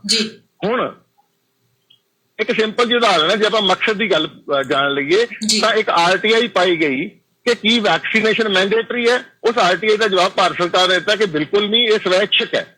ਲੇਕਿਨ ਅੱਜ ਤੁਸੀਂ ਦੇਖ ਰਹੇ ਹੋ ਸਾਰੇ ਸਰਕਾਰੀ ਮਹਿਕਮਿਆਂ 'ਚ ਮੁਲਾਜ਼ਮਾਂ ਨੂੰ ਇਹ ਕਹਿ ਕੇ ਮਜਬੂਰ ਕੀਤਾ ਜਾ ਰਿਹਾ ਵੈਕਸੀਨ ਲੈਣ ਲਈ ਕਿ ਨਹੀਂ ਤਾਂ ਤੁਹਾਡੀ ਨੌਕਰੀ ਜਾਏਗੀ, ਤੁਸੀਂ ਡਿਊਟੀ ਤੇ ਨਾ ਆਓ ਜੇ ਵੈਕਸੀਨ ਨਹੀਂ ਲੈਣਾ। ਬਿਲਕੁਲ ਬਿਲਕੁਲ ਬਿਲਕੁਲ, ਇਹ ਮੈਸੇਜ ਬਣਾਇਆ ਜਾ ਰਿਹਾ ਜੀ। ਇਹ ਮੈਸੇਜ ਸਾਰੇ EMPLOYEES ਨੂੰ ਆ ਚੁੱਕਿਆ ਆਲਰੇਡੀ।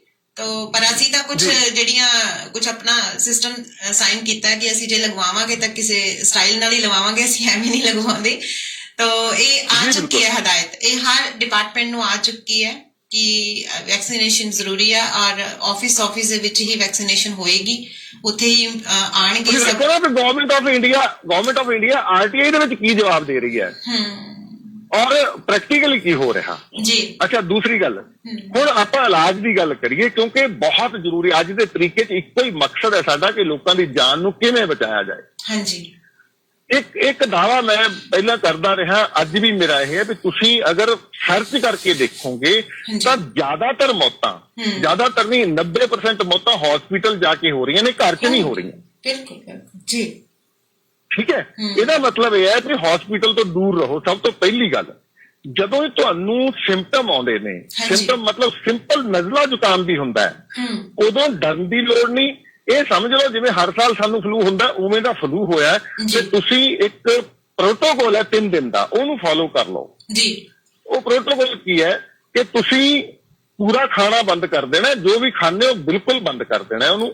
ਪੈਕਡ ਫੂਡ ਕੋਈ ਨਹੀਂ ਖਾਣਾ, ਕੋਈ ਬਿਸਕਟ ਬ੍ਰੈਡ ਨਹੀਂ ਖਾਣਾ, ਕੋਈ ਦੁੱਧ ਨਹੀਂ, ਦਹੀਂ ਲੱਸੀ ਨਹੀਂ ਪੀਣੀ ਹੈ, ਔਰ ਰਿਫਾਈਨਡ ਫੂਡ ਕੋਈ ਫੂਡ ਇਸਤੇਮਾਲ ਨਹੀਂ ਕਰਨਾ। ਤੁਸੀਂ ਕਰਨਾ ਕੀ ਹੈ, ਜਿੰਨਾ ਪੇਸ਼ੈਂਟ ਦਾ ਬੋਡੀ weight ਹੈ, ਮੰਨ ਲਓ 60 ਕਿਲੋ ਭਾਰ ਹੈ ਪੇਸ਼ੈਂਟ ਦਾ, ਉਹਨੂੰ 10 ਤੇ ਤਕਸੀਮ ਕਰਨਾ ਹੈ। 60 ਕਿਲੋ ਨੂੰ 10 ਤੇ ਤਕਸੀਮ ਕਰਾਂਗੇ ਤਾਂ ਜਵਾਬ ਆਏਗਾ 6 ਜੀ। ਤੇ ਪਹਿਲੇ ਦਿਨ 6 ਗਲਾਸ ਨਾਰੀਅਲ ਪਾਣੀ ਦੇ ਪੀਣੇ ਆ, ਤੇ 6 ਗਲਾਸ ਹੀ ਖੱਟੇ ਫਲ ਦਾ ਜੂਸ ਪੀਣਾ ਹੈ। ਉਹ ਸੰਤਰਾ ਮਿਲ ਜੇ, ਮੌਸਮੀ ਮਿਲ ਜੇ, ਚਾਹੇ ਪਾਈਨਐਪਲ ਮਿਲ ਜੇ, ਠੀਕ ਹੈ।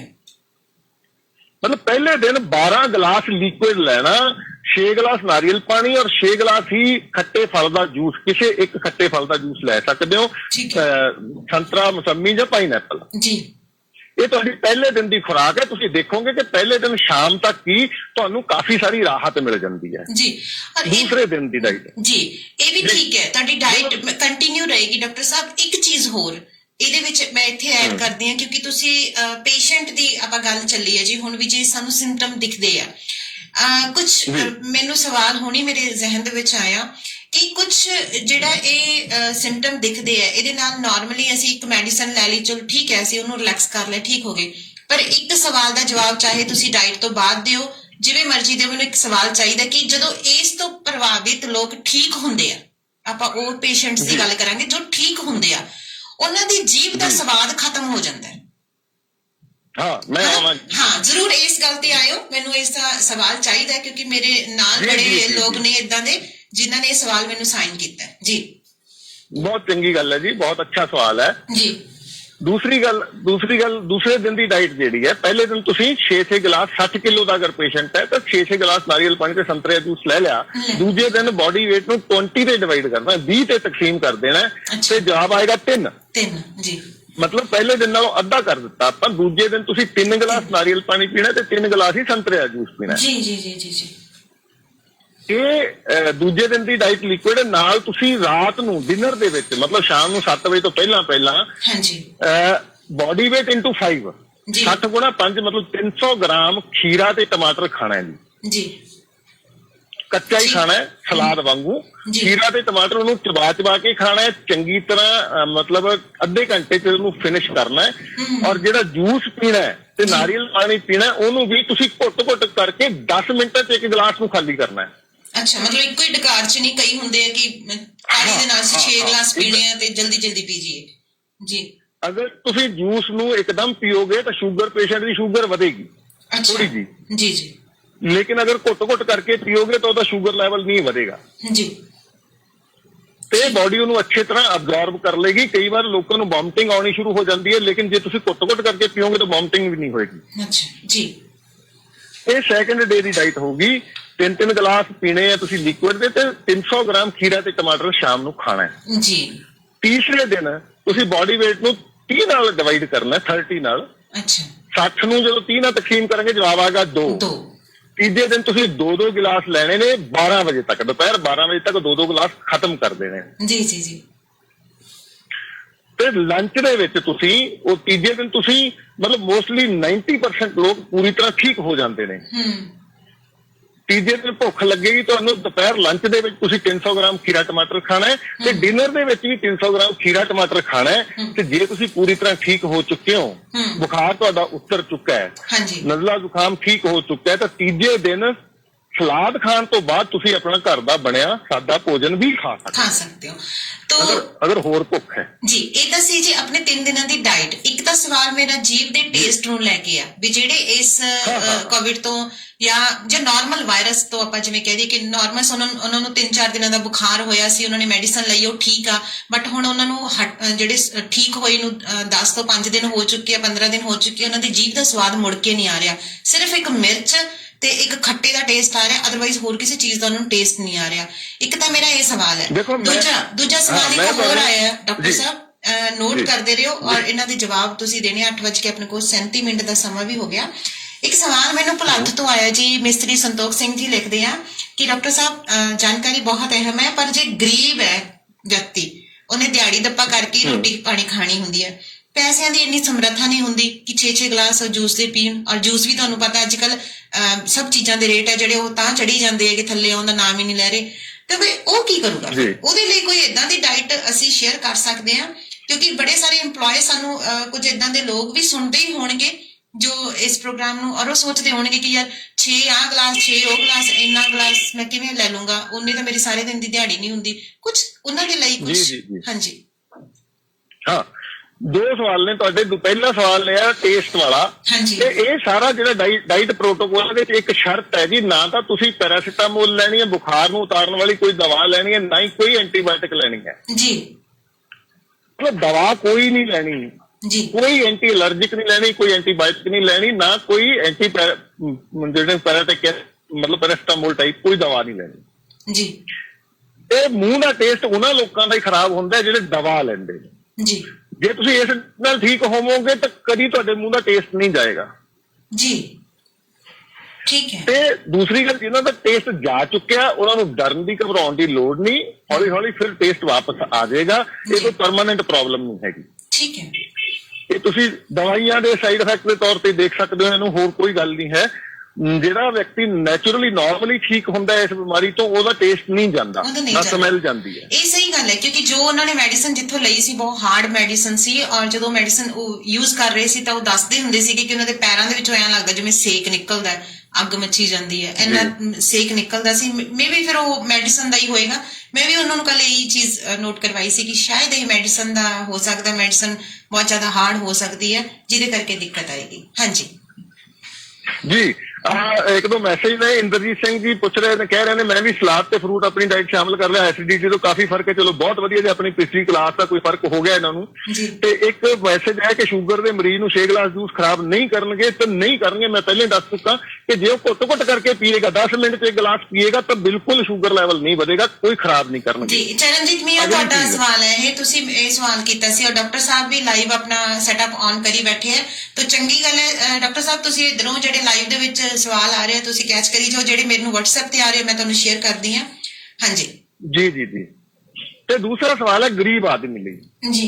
ਪਹਿਲੀ ਗੱਲ ਤਾਂ ਤੁਸੀਂ ਨੋਟ ਕਰੋਗੇ ਕਿ ਇਸ ਵਾਇਰਸ ਦਾ ਸ਼ਿਕਾਰ ਗਰੀਬ ਆਦਮੀ ਹੋ ਹੀ ਨਹੀਂ ਰਿਹਾ। ਹਾਂਜੀ, ਤੁਸੀਂ ਦੇਖੋਗੇ ਪਿੰਡਾਂ 'ਚ ਖੇਤੀ ਕਰਨ ਵਾਲੇ ਲੋਕ, ਢੇਰਾਂ ਤੇ ਕਚਰਾ ਚੁਗਣ ਵਾਲੇ ਲੋਕ ਵੀ, ਰੂੜੀਆਂ ਤੋਂ ਕਚਰਾ ਚੁਗਦੇ ਨੇ ਜਿਹੜੇ ਲੋਕ, ਉਹ ਵੀ ਇਹਦੇ ਨਾਲ ਪ੍ਰਭਾਵਿਤ ਨਹੀਂ ਹੋ ਰਹੇ। ਹਾਂਜੀ, ਕਾਰਨ ਕੀ ਹੈ? ਜਿਹੜੇ ਹਾਰਡ ਵਰਕਰ ਨੇ ਉਹਨਾਂ ਦੀ ਇਮਿਊਨਿਟੀ ਹਮੇਸ਼ਾ ਬੂਸਟ ਰਹਿੰਦੀ ਹੈ ਜੀ। ਉਹ ਧੁੱਪ 'ਚ ਰਹਿੰਦੇ ਨੇ, ਉਹ ਖੁੱਲੀ ਹਵਾ 'ਚ ਰਹਿੰਦੇ ਨੇ, ਉਹ ਮਿਹਨਤ ਕਰਦੇ ਨੇ, ਇਸ ਕਰਕੇ ਇਮਿਊਨਿਟੀ ਸਟਰੋਂਗ ਰਹਿੰਦੀ ਹੈ ਉਹਨਾਂ ਦੀ। ਗਰੀਬ ਆਦਮੀ ਨੂੰ ਇਹ ਦਿੱਕਤ ਆਉਂਦੀ ਹੀ ਨਹੀਂ ਹੈ। ਦੂਜੀ ਗੱਲ, ਜੇ ਮਤਲਬ ਬਹੁਤੀ ਗੱਲ ਹੋ ਹੀ ਗਿਆ ਤਾਂ ਫਿਰ ਉਹਦੇ ਅਗਰ ਉਹ ਨਾਰੀਅਲ ਪਾਣੀ ਤੇ ਸੰਤਰੇ ਜੂਸ ਨਹੀਂ ਲੈ ਸਕਦਾ ਤਾਂ ਡਾਕਟਰ KB ਟਮਾਣੇ, ਜਿਹਦਾ ਮੈਂ ਪਹਿਲਾਂ ਜ਼ਿਕਰ ਕੀਤਾ, ਉਹਨਾਂ ਦਾ ਇਹ ਦਾਵਾ ਹੈ ਕਿ ਮੈਂ ਬਹੁਤ ਸਾਰੇ ਪੇਸ਼ੈਂਟ ਕੱਲੀ ਹਲਦੀ ਨਾਲ ਠੀਕ ਕੀਤੇ ਨੇ, ਕਰੋਨਾ ਦੇ ਮਰੀਜ਼। ਇੱਥੇ ਇੱਕ ਸਵਾਲ ਆ ਗਿਆ ਤੁਹਾਡੇ ਲਈ। ਫਿਰ ਆਪਾਂ ਹਲਦੀ ਦਾ ਨਾਮ ਲਿਆ ਤਾਂ ਮੈਨੂੰ ਰਾਮ ਸਿੰਘ ਫੁੱਲੋ ਮਿੱਠੀ ਜੀ ਲਿਖ ਰਹੇ ਆ, ਕਹਿੰਦੇ ਕੀ ਹਲਦੀ ਦੁੱਧ ਦੇ ਵਿੱਚ ਪਾ ਕੇ ਜਾਂ ਦੁੱਧ ਦੇ ਵਿੱਚ ਉਬਾਲ ਕੇ ਪੀਤੀ ਜਾਵੇ ਕਿ ਇਹਦਾ ਫਾਇਦਾ ਹੋਵੇ? ਕਿਸ ਚੀਜ਼ ਨੂੰ ਜ਼ਿਆਦਾ ਪ੍ਰੈਫਰ? ਬਿਲਕੁਲ ਨਹੀਂ ਜੀ, ਬਿਲਕੁਲ ਨਹੀਂ। ਹਾਂਜੀ, ਦੁੱਧ ਤਾਂ ਬੰਦ ਕਰ ਦੇਣਾ ਜੀ। ਦੁੱਧ ਤਾਂ ਇਸ ਬਿਮਾਰੀ ਦੇ ਵਿੱਚ ਜਾਂ ਕਿਸੇ ਵੀ ਬਿਮਾਰੀ 'ਚ ਦੁੱਧ ਤੇ ਆਪਾਂ ਇੱਕ ਸੈਗਮੈਂਟ ਵੱਖਰਾ ਕਰਾਂਗੇ। ਦੁੱਧ ਸਾਡੀ ਖੁਰਾਕ ਨਹੀਂ ਹੈ ਜੀ। ਦੁੱਧ ਤੁਸੀਂ, ਮੈਂ ਇੰਨਾ ਕੀ ਬੋਲਣਾ ਚਾਹੁੰਦਾ ਦੁੱਧ ਦੇ ਬਾਰੇ 'ਚ, ਇੱਕ ਸ਼ੂਗਰ ਦਾ ਮਰੀਜ਼ ਹੈ, 15 ਦਿਨ ਲਈ ਦੁੱਧ ਤੇ ਦੁੱਧ ਤੋਂ ਬਣੀਆਂ ਚੀਜ਼ਾਂ ਬੰਦ ਕਰਕੇ ਦੇਖ ਲਓ, ਸ਼ੂਗਰ ਲੈਵਲ ਨਾਰਮਲ ਆਉਣਾ ਸ਼ੁਰੂ ਹੋ ਜਾਂਦਾ ਹੈ। ਸਾਡੇ ਤੇ ਸ਼ੂਗਰ ਵਾਲੇ 2-2 ਕਿਲੋ ਦੁੱਧ ਪੀ ਜਾਂਦੇ ਆ ਜੀ, ਕੀ ਕਰੀਏ? ਇਹੀ ਤਾਂ ਗਲਤ ਹੈ। ਡਾਕਟਰ ਜਿਹੜਾ ਉਹ ਦੁੱਧ ਨੂੰ ਮਨਾ ਨਹੀਂ ਕਰਦਾ, ਫਰੂਟ ਖਾਣਾ ਬੰਦ ਕਰ ਦਿੰਦਾ, ਜਦੋਂ ਕਿ ਫਰੂਟ ਖਾ ਕੇ ਅਸੀਂ ਠੀਕ ਕਰਾਉਂਦੇ ਹਾਂ। ਅਸੀਂ 2-2 ਕਿਲੋ ਅੰਬ ਖਿਲਾ ਕੇ ਲੋਕਾਂ ਦੀ ਸ਼ੂਗਰ ਠੀਕ ਕਰਦੇ ਹਾਂ ਜੀ। ਇਹ ਵੀ ਇੱਕ ਅਹਿਮ ਸਵਾਲ। ਦੂਸਰਾ ਸਵਾਲ ਜੀ ਸੀਗਾ ਗਰੀਬ ਲੋਕਾਂ ਲਈ। ਤਾਂ ਤੁਸੀਂ ਜਿਹੜੇ 2 ਚਮਚ ਹਲਦੀ ਦੇ ਮੈਂ ਦੱਸਿਆ ਸੀ ਪਹਿਲਾਂ, ਤੁਸੀਂ ਇਮਿਊਨਿਟੀ ਬੂਸਟ ਕਰਨ ਲਈ ਕਰਨੇ, ਤਾਂ ਹੁਣ ਜੇ ਤੁਹਾਨੂੰ ਸਿੰਪਟਮ ਆ ਗਏ ਨੇ ਤਾਂ 3 ਚਮਚੇ ਕਰ ਦੇਣੇ ਨੇ ਜੀ। ਅਗਰ ਕੱਚੀ ਹਲਦੀ ਮਿਲ ਜਾਂਦੀ ਤਾਂ ਸਭ ਤੋਂ ਬੈਸਟ ਹੈ, ਕਿਉਂਕਿ ਉਹ 'ਚ ਮਿਲਾਵਟ ਦੀ ਕੋਈ ਚਾਂਸ ਨਹੀਂ ਹੈ ਜੀ। ਕੱਚੀ ਹਲਦੀ ਦਾ 1 ਇੰਚ ਦਾ ਟੁਕੜਾ, ਉਹਨੂੰ ਛਿੱਲ ਲਓ, ਛਿੱਲ ਕੇ ਧੋ ਕੇ ਚਬਾ ਕੇ ਉਹਨੂੰ ਸਵੇਰ ਦਾ ਖਾਣਾ ਖਾਣ ਤੋਂ ਬਾਅਦ, ਦੁਪਹਿਰ ਨੂੰ ਔਰ ਰਾਤ ਨੂੰ ਜੋ ਵੀ ਤੁਸੀਂ ਖਾਂਦੇ ਹੋ, ਲਿਕੁਇਡ ਲੈਣਾ, ਲਿਕੁਇਡ ਤੋਂ ਬਾਅਦ 3 ਵਾਰ ਅਗਰ ਤੁਸੀਂ ਹਲਦੀ ਲੈਂਦੇ ਹੋ, ਕੱਚੀ ਹਲਦੀ ਚਬਾ ਕੇ ਖਾਂਦੇ ਹੋ, ਜੇ ਕੱਚੀ ਨਹੀਂ ਮਿਲਦੀ ਤਾਂ 5 ਗ੍ਰਾਮ ਹਲਦੀ ਡੋਜ਼ ਹੈ, 5 ਗ੍ਰਾਮ ਹਲਦੀ 3 ਟਾਈਮ ਤੁਸੀਂ ਲੈਂਦੇ ਹੋ, ਤਾਂ ਤੁਸੀਂ ਇਸ ਬਿਮਾਰੀ ਚੋਂ ਬੜੀ ਆਰਾਮ ਨਾਲ ਬਾਹਰ ਆ ਸਕਦੇ ਹੋ। ਨਾ ਤੁਹਾਡਾ ਆਕਸੀਜਨ ਲੈਵਲ ਘਟੇ ਤੇ ਨਾ ਤੁਹਾਨੂੰ ਕੋਈ ਹੋਰ ਦਿੱਕਤ ਆਵੇ ਜੀ। ਇਹ 2 ਆਪਸ਼ਨਸ ਹੋ ਗਈਆਂ ਸਾਡੇ ਕੋਲ ਜੀ ਜੀ ਜੀ। ਤੇ ਇੱਕ ਤੀਸਰੀ ਗੱਲ ਇਹ ਹੈ, ਕੁਝ ਲੋਕਾਂ ਦੀ ਇਮਿਊਨਿਟੀ ਜ਼ਿਆਦਾ ਕਮਜ਼ੋਰ ਹੁੰਦੀ ਹੈ, 3 ਦਿਨ ਦੀ ਡਾਈਟ ਤੋਂ ਬਾਅਦ ਉਹਨਾਂ ਦਾ ਬੁਖਾਰ ਤਾਂ ਠੀਕ ਹੋ ਜਾਂਦਾ ਲੇਕਿਨ ਖੰਘ ਲੰਬਾ ਚੱਲਦੀ ਹੈ। ਹਾਂ, ਖਾਂਸੀ ਕੰਟੀਨਿਊ। ਉਹਨਾਂ ਲੋਕਾਂ ਲਈ ਇਹ ਜ਼ਰੂਰੀ ਹੈ ਕਿ ਉਹ 3 ਦਿਨ ਦੀ ਡਾਈਟ ਲੈਣ ਦੇ ਨਾਲ 1 ਚਮਚ ਹਲਦੀ ਜਿਹੜੀ ਹੈ, ਦੋਨੋਂ ਚੀਜ਼ਾਂ ਕਰ ਲੈਣਾ ਜੀ। ਤੇ ਇਹ ਖੰਘ ਜਿਹੜੀ ਹੈ 5-7 ਦਿਨਾਂ ਦੇ ਵਿੱਚ ਹੀ, ਜੇ ਜ਼ਿਆਦਾ ਤੰਗ ਕਰਦੀ ਹੈ ਖੰਘ, ਸੁੱਕੀ ਖੰਘ ਜਿਵੇਂ ਆਉਂਦੀ ਹੈ, ਤਾਂ ਤੁਸੀਂ ਮਲੱਠੀ ਦੇ ਪਾਊਡਰ ਨੂੰ ਸ਼ਹਿਦ ਤੇ ਰਲਾ ਕੇ ਰੱਖ ਲਓ, ਥੋੜਾ ਕਰਕੇ ਚੱਟਦੇ ਰਹੋ। ਤੁਹਾਨੂੰ ਟੈਂਪਰੇਰੀ ਰਿਲੀਫ ਜਿਹੜੀ ਕਫ ਸਿਰਪ ਤੋਂ ਮਿਲਦੀ ਸਾਨੂੰ ਉਹ ਮਿਲ ਜੇਗੀ ਤੇ ਨਾਲ ਦੀ ਨਾਲ ਇਨਫੈਕਸ਼ਨ ਨੂੰ ਹਲਦੀ ਠੀਕ ਕਰ ਦੇਗੀ, ਤੁਹਾਡੇ 8-10 ਦਿਨਾਂ 'ਚ ਪੂਰੀ ਤਰ੍ਹਾਂ ਠੀਕ ਹੋ ਜਾਓਗੇ। ਜੇ ਤੁਸੀਂ ਕੋਈ ਦਵਾ ਨਹੀਂ ਲੈਂਦੇ ਤਾਂ 3 ਤੋਂ 7 ਦਿਨਾਂ 'ਚ ਪੂਰੀ ਤਰ੍ਹਾਂ ਤੰਦਰੁਸਤ ਹੋ ਜਾਂਦੇ ਹੋ ਜੀ। ਤੇ ਹੁਣ ਜਿਹੜੀ ਗੱਲ ਤੁਸੀਂ ਉਸ ਦਿਨ ਕੀਤੀ ਸੀ ਕਿ ਤੁਸੀਂ ਇੱਕ ਵੀਡੀਓ ਦੇਖੀ ਸੀ ਬੁਖਾਰ ਵਾਲੀ, ਉਹ ਗੱਲ ਮੈਂ ਦੱਸਣਾ ਚਾਹੁੰਦਾ ਸਾਰੇ ਸਰੋਤਿਆਂ ਨੂੰ ਕਿ ਜਦੋਂ ਬੁਖਾਰ ਚੜ੍ਹਦਾ ਸਾਡੀ ਬਾਡੀ ਕੋਲ ਇੱਕੋ ਹੀ ਤਰੀਕਾ ਹੈ ਵਾਇਰਸ ਨੂੰ ਮਾਰਨ ਦਾ। ਨੈਚੁਰਲੀ ਵਾਇਰਸ ਦਾ ਮੁਕਾਬਲਾ ਇਸੇ ਤਰੀਕੇ ਨਾਲ ਸਾਡਾ ਸਰੀਰ ਕਰ ਸਕਦਾ ਕਿ ਉਹਨੂੰ ਟੈਂਪਰੇਚਰ ਵਧਾਏਗਾ ਆਪਣਾ। ਜਦੋਂ ਹੀ ਸਾਡੀ ਬਾਡੀ ਦੇ ਅੰਦਰ ਵਾਇਰਸ ਜਾਂਦਾ, ਬਾਡੀ ਆਪਣਾ ਟੈਂਪਰੇਚਰ ਵਧਾਉਂਦੀ ਹੈ ਤੇ ਅਸੀਂ ਕੀ ਕਰਦੇ ਹਾਂ, ਅਸੀਂ ਗੋਲੀ ਖਾ ਕੇ ਉਸ ਟੈਂਪਰੇਚਰ ਨੂੰ ਫੋਰਸਫੁਲੀ ਲੋ ਕਰ ਦਿੰਦੇ ਹਾਂ ਜੀ। ਬਿਲਕੁਲ ਇਹੀ ਉਹ ਸਮਾਂ ਹੁੰਦਾ ਜਦੋਂ ਵਾਇਰਸ ਮਲਟੀਪਲਾਈ ਹੁੰਦਾ, ਜਦੋਂ ਵਾਇਰਸ ਨੂੰ ਅੱਗੇ ਵਧਣ ਦਾ, ਆਪਣੀ ਕਾਪੀਆਂ ਬਣਾਉਣ ਦਾ ਮੌਕਾ ਮਿਲਦਾ।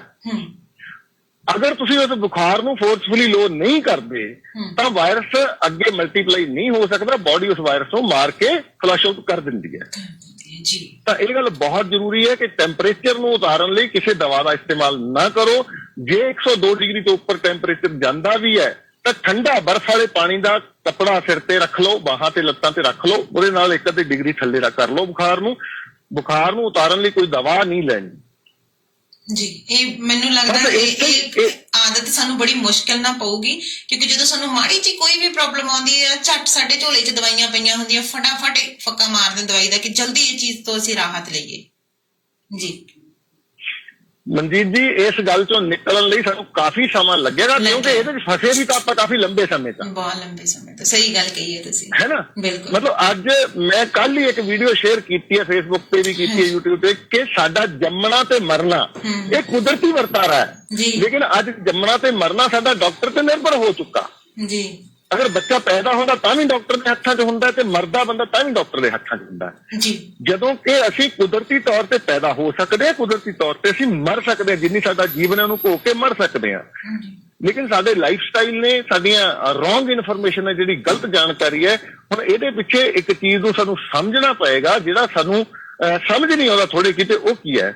ਉਹ ਹੈ ਫਾਰਮਾ ਕੰਪਨੀਜ਼ ਦਾ ਵਪਾਰ ਦਾ ਜਿਹੜਾ ਐਟੀਟਿਊਡ ਹੈ ਉਹਨਾਂ ਦਾ ਜੀ। ਬਹੁਤ ਸਾਰਾ ਪੈਸਾ ਕਮਾਇਆ ਜਾਂਦਾ ਹੈ, ਦਵਾਈਆਂ ਪਹਿਲਾਂ ਇੱਕ ਬਿਮਾਰੀ ਪੈਦਾ ਕੀਤੀ ਜਾਂਦੀ ਹੈ, ਉਹਦੇ ਤੋਂ ਡਰਾਇਆ ਜਾਂਦਾ ਲੋਕਾਂ ਨੂੰ, ਫਿਰ ਉਹਦੀ ਦਵਾਈ ਨੂੰ ਵੇਚਿਆ ਜਾਂਦਾ ਹੈ। ਇਹ ਬਹੁਤ ਵੱਡਾ ਵਪਾਰ ਹੈ ਤੇ ਉਹ ਫਾਰਮਾ ਕੰਪਨੀਆਂ ਦਾ ਇੰਨਾ ਜ਼ਿਆਦਾ ਇਨਫਲੂਐਂਸ ਹੈ ਸਰਕਾਰਾਂ ਦੇ ਉੱਤੇ, ਉਹ ਕਿਸੇ ਵੀ ਸਰਕਾਰ ਨੂੰ ਦੇਖ ਸਕਦੀਆਂ ਨੇ, ਉਹ ਕਿਸੇ ਵੀ ਸਰਕਾਰ ਨੂੰ ਬਣਾ ਸਕਦੀਆਂ ਨੇ। ਕੱਲ ਮੈਨੂੰ ਇੱਕ ਖਬਰ ਮਿਲੀ ਹੈ ਜੀ, ਇੱਕ ਛੋਟੀ ਜੀ ਜਾਣਕਾਰੀ ਦੇਣਾ ਚਾਹੁੰਦਾ। ਡਾਕਟਰ ਸਾਹਿਬ, ਇਸ ਤੋਂ ਜਾਣਕਾਰੀ ਤੋਂ ਪਹਿਲਾਂ ਇੱਕ ਮੇਰੇ ਕੋਲੇ ਮੈਸੇਜ ਆਇਆ ਹੋਇਆ, ਲਾਈਵ ਤੁਹਾਡੇ ਕੋਲੇ ਸ਼ੋ ਹੋ ਰਿਹਾ ਨਾ ਆਪਣਾ ਪ੍ਰੋਗਰਾਮ ਜੀ, ਉਹਦੇ ਵਿੱਚ ਮੁਕੰਦ ਸੰਧੂ ਜੀ ਨੇ ਮੈਸੇਜ ਸਾਈਨ ਕੀਤਾ ਹੈ, ਤੁਸੀਂ ਦੇਖ ਸਕਦੇ ਹੋ ਜੀ। ਮੈਂ ਪੜ੍ਹ ਲਿਆ ਜੀ, ਮੁਕੰਦ ਜੀ ਨਾਲ ਗੱਲ ਕਰਨਾ ਚਾਹਾਂਗਾ, ਜੇ ਚਾਹਣਗੇ ਤਾਂ ਡਿਟੇਲ 'ਚ ਮੇਰੇ ਨਾਲ ਫੋਨ ਤੇ ਗੱਲ ਕਰ ਸਕਦੇ ਆ। ਹਾਂਜੀ, ਤਾਂ ਆਪਣਾ ਨੰਬਰ ਜ਼ਰੂਰ ਅਨਾਉਂਸ ਕਰ ਦਿਓ, ਕਿਉਂਕਿ ਫ੍ਰੀ ਹੋ ਕੇ ਤੁਸੀਂ, ਕਿਉਂਕਿ ਮੁਕੰਦ ਸੰਧੂ ਜੀ ਵੀ ਜਿਹੜੇ ਇੱਕ ਡਾਕਟਰ ਹੈਗੇ, तो ये डॉक्टरी लाइन ਦੇ ਵਿੱਚ ਹੈ। ਇੱਕੋ ਹੀ ਸਵਾਲ ਹੈ ਜੀ ਮੇਰਾ, ਸਿਰਫ ਇੱਕੋ ਹੀ ਸਵਾਲ ਹੈ ਜੀ। ਜੀ ਜੀ, ਇਹ ਮਿਸਲੀਡਿੰਗ ਹੈ ਕਿ ਲੀਡਿੰਗ ਹੈ ਜੀ? ਕੋਈ ਵੀ ਹਸਪੀਟਲ ਜਿਹਦੇ 'ਚ ਉਹ ਕਹਿਣ ਕਿ ਸਾਡੇ ਕੋਲ 50,000 ਪੇਸ਼ੈਂਟ ਆਏ, ਇੱਕ ਵੀ ਨਹੀਂ ਮਰਿਆ, ਜੀ ਜੀ, ਅਸੀਂ ਦਾਵਾ ਕਰਦੇ ਹਾਂ ਕਿ ਸਾਡੇ ਕੋਲ 50,000 ਪੇਸ਼ੈਂਟ ਆਏ, ਇੱਕ ਵੀ ਨਹੀਂ ਮਰਨ ਦਿੱਤਾ ਜੀ। ਹੁਣ ਇਹ ਮਿਸਲੀਡਿੰਗ ਹੈ ਕਿ ਲੀਡਿੰਗ ਹੈ, ਇਹ ਤੁਸੀਂ ਦੇਖ ਸਕਦੇ ਹੋ। ਹਾਂ, ਮਤਲਬ ਇੱਕ, ਮੈਂ ਤਾਂ ਇਹਨੂੰ ਇਹ ਕਹਿਣਾ, ਇੱਕ ਜੀਵਨ ਦਾ ਰਸਤਾ, ਇੱਕ ਮੌਤ ਦਾ ਰਸਤਾ ਹੈ ਜੀ ਕੱਲ ਦੀ ਇੱਕ ਘਟਨਾ ਦਾ ਜ਼ਿਕਰ ਇਹਨਾਂ ਨੂੰ ਮੁਕੰਦ ਜੀ ਨੂੰ ਥੋੜਾ ਜਿਹਾ ਇਹਦੇ ਚ ਆ ਜਾਏਗੀ। ਕੱਲ ਮੇਰਾ ਇੱਕ ਦੋਸਤ ਹੈ ਫਿਰੋਜ਼ਪੁਰ ਤੋਂ, ਉਹਦਾ ਫੋਨ ਆਇਆ, ਮੇਰਾ ਭਾਣਜਾ ਬਿਮਾਰ ਹੈ, ਦਾਖਲ ਹੈ, ਉਹਨੂੰ ਆਕਸੀਜਨ ਲੱਗੀ ਹੋਈ ਹੈ। ਅੱਛਾ। ਜਦੋਂ ਅਸੀਂ ਦਾਖਲ ਕਰਾਇਆ ਸੀ ਉਦੋਂ ਉਹਦੀ ਆਕਸੀਜਨ 90% ਸੀ, ਹੁਣ ਉਹਦੀ ਆਕਸੀਜਨ 85% ਰਹਿ ਗਈ ਹੈ ਲੱਗਣ ਦੇ ਬਾਵਜੂਦ। ਅੱਛਾ।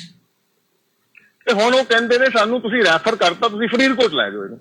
ਠੀਕ ਹੈ। ਤੇ ਅਸੀਂ ਫਰੀਦਕੋਟ ਹਸਪੀਟਲ ਦੇ ਸਾਹਮਣੇ ਬੈਠੇ ਆ, ਇੱਥੇ ਬੈੱਡ ਨਹੀਂ ਮਿਲਦੇ, ਹਾਂ ਕੀ ਕਰੀਏ? ਜੀ। ਤਾਂ ਮੈਂ ਉਹਨਾਂ ਨੂੰ ਸਿੰਪਲ ਜੀ ਸਲਾਹ ਦਿੱਤੀ ਕਿ ਆਕਸੀਜਨ ਸਿਲੰਡਰ ਜਦੋਂ ਲੱਗਾ ਰਹੇਗਾ ਤਾਂ ਤੁਹਾਡਾ ਆਕਸੀਜਨ, ਕਿਉਂਕਿ ਅਸੀਂ ਦੇਖੋ ਇੱਕ ਬਹੁਤ ਵੱਡਾ ਮਿਸਲੀਡਿੰਗ ਚੀਜ਼ ਹੈ, ਅਸੀਂ ਇਨਹੇਲ ਕਰਦੇ ਹਾਂ ਜੀ ਹਵਾ, ਸਾਡੇ ਫੇਫੜੇ ਡਿਜ਼ਾਈਨ ਹੋਏ ਨੇ ਹਵਾ ਲੈਣ ਲਈ, ਆਕਸੀਜਨ ਲੈਣ ਲਈ ਨਹੀਂ ਡਿਜ਼ਾਈਨ ਹੋਏ ਜੀ।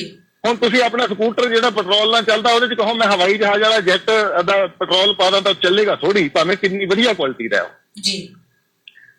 ਤੇ ਆਕਸੀਜਨ ਜਿਹੜੀ ਹੈ ਉਹ ਕਿਸੇ ਥਾਂ ਤੇ ਜਾ ਕੇ ਸਾਡੇ ਲੰਗਸ ਨੂੰ ਡੈਮੇਜ ਕਰਦੀ ਹੈ। ਇਸ ਕਰਕੇ ਤੁਸੀਂ ਦੇਖੋਗੇ ਕਿ ਜਦੋਂ ਹਸਪੀਟਲ ਪੇਸ਼ੈਂਟ ਜਾਂਦਾ ਹੈ ਉਹਦਾ ਆਕਸੀਜਨ ਲੈਵਲ ਆਕਸੀਜਨ ਮਾਸਕ ਲੱਗਣ ਤੋਂ ਬਾਅਦ ਲਗਾਤਾਰ ਘਟਦਾ ਜਾਂਦਾ ਹੈ ਜੀ।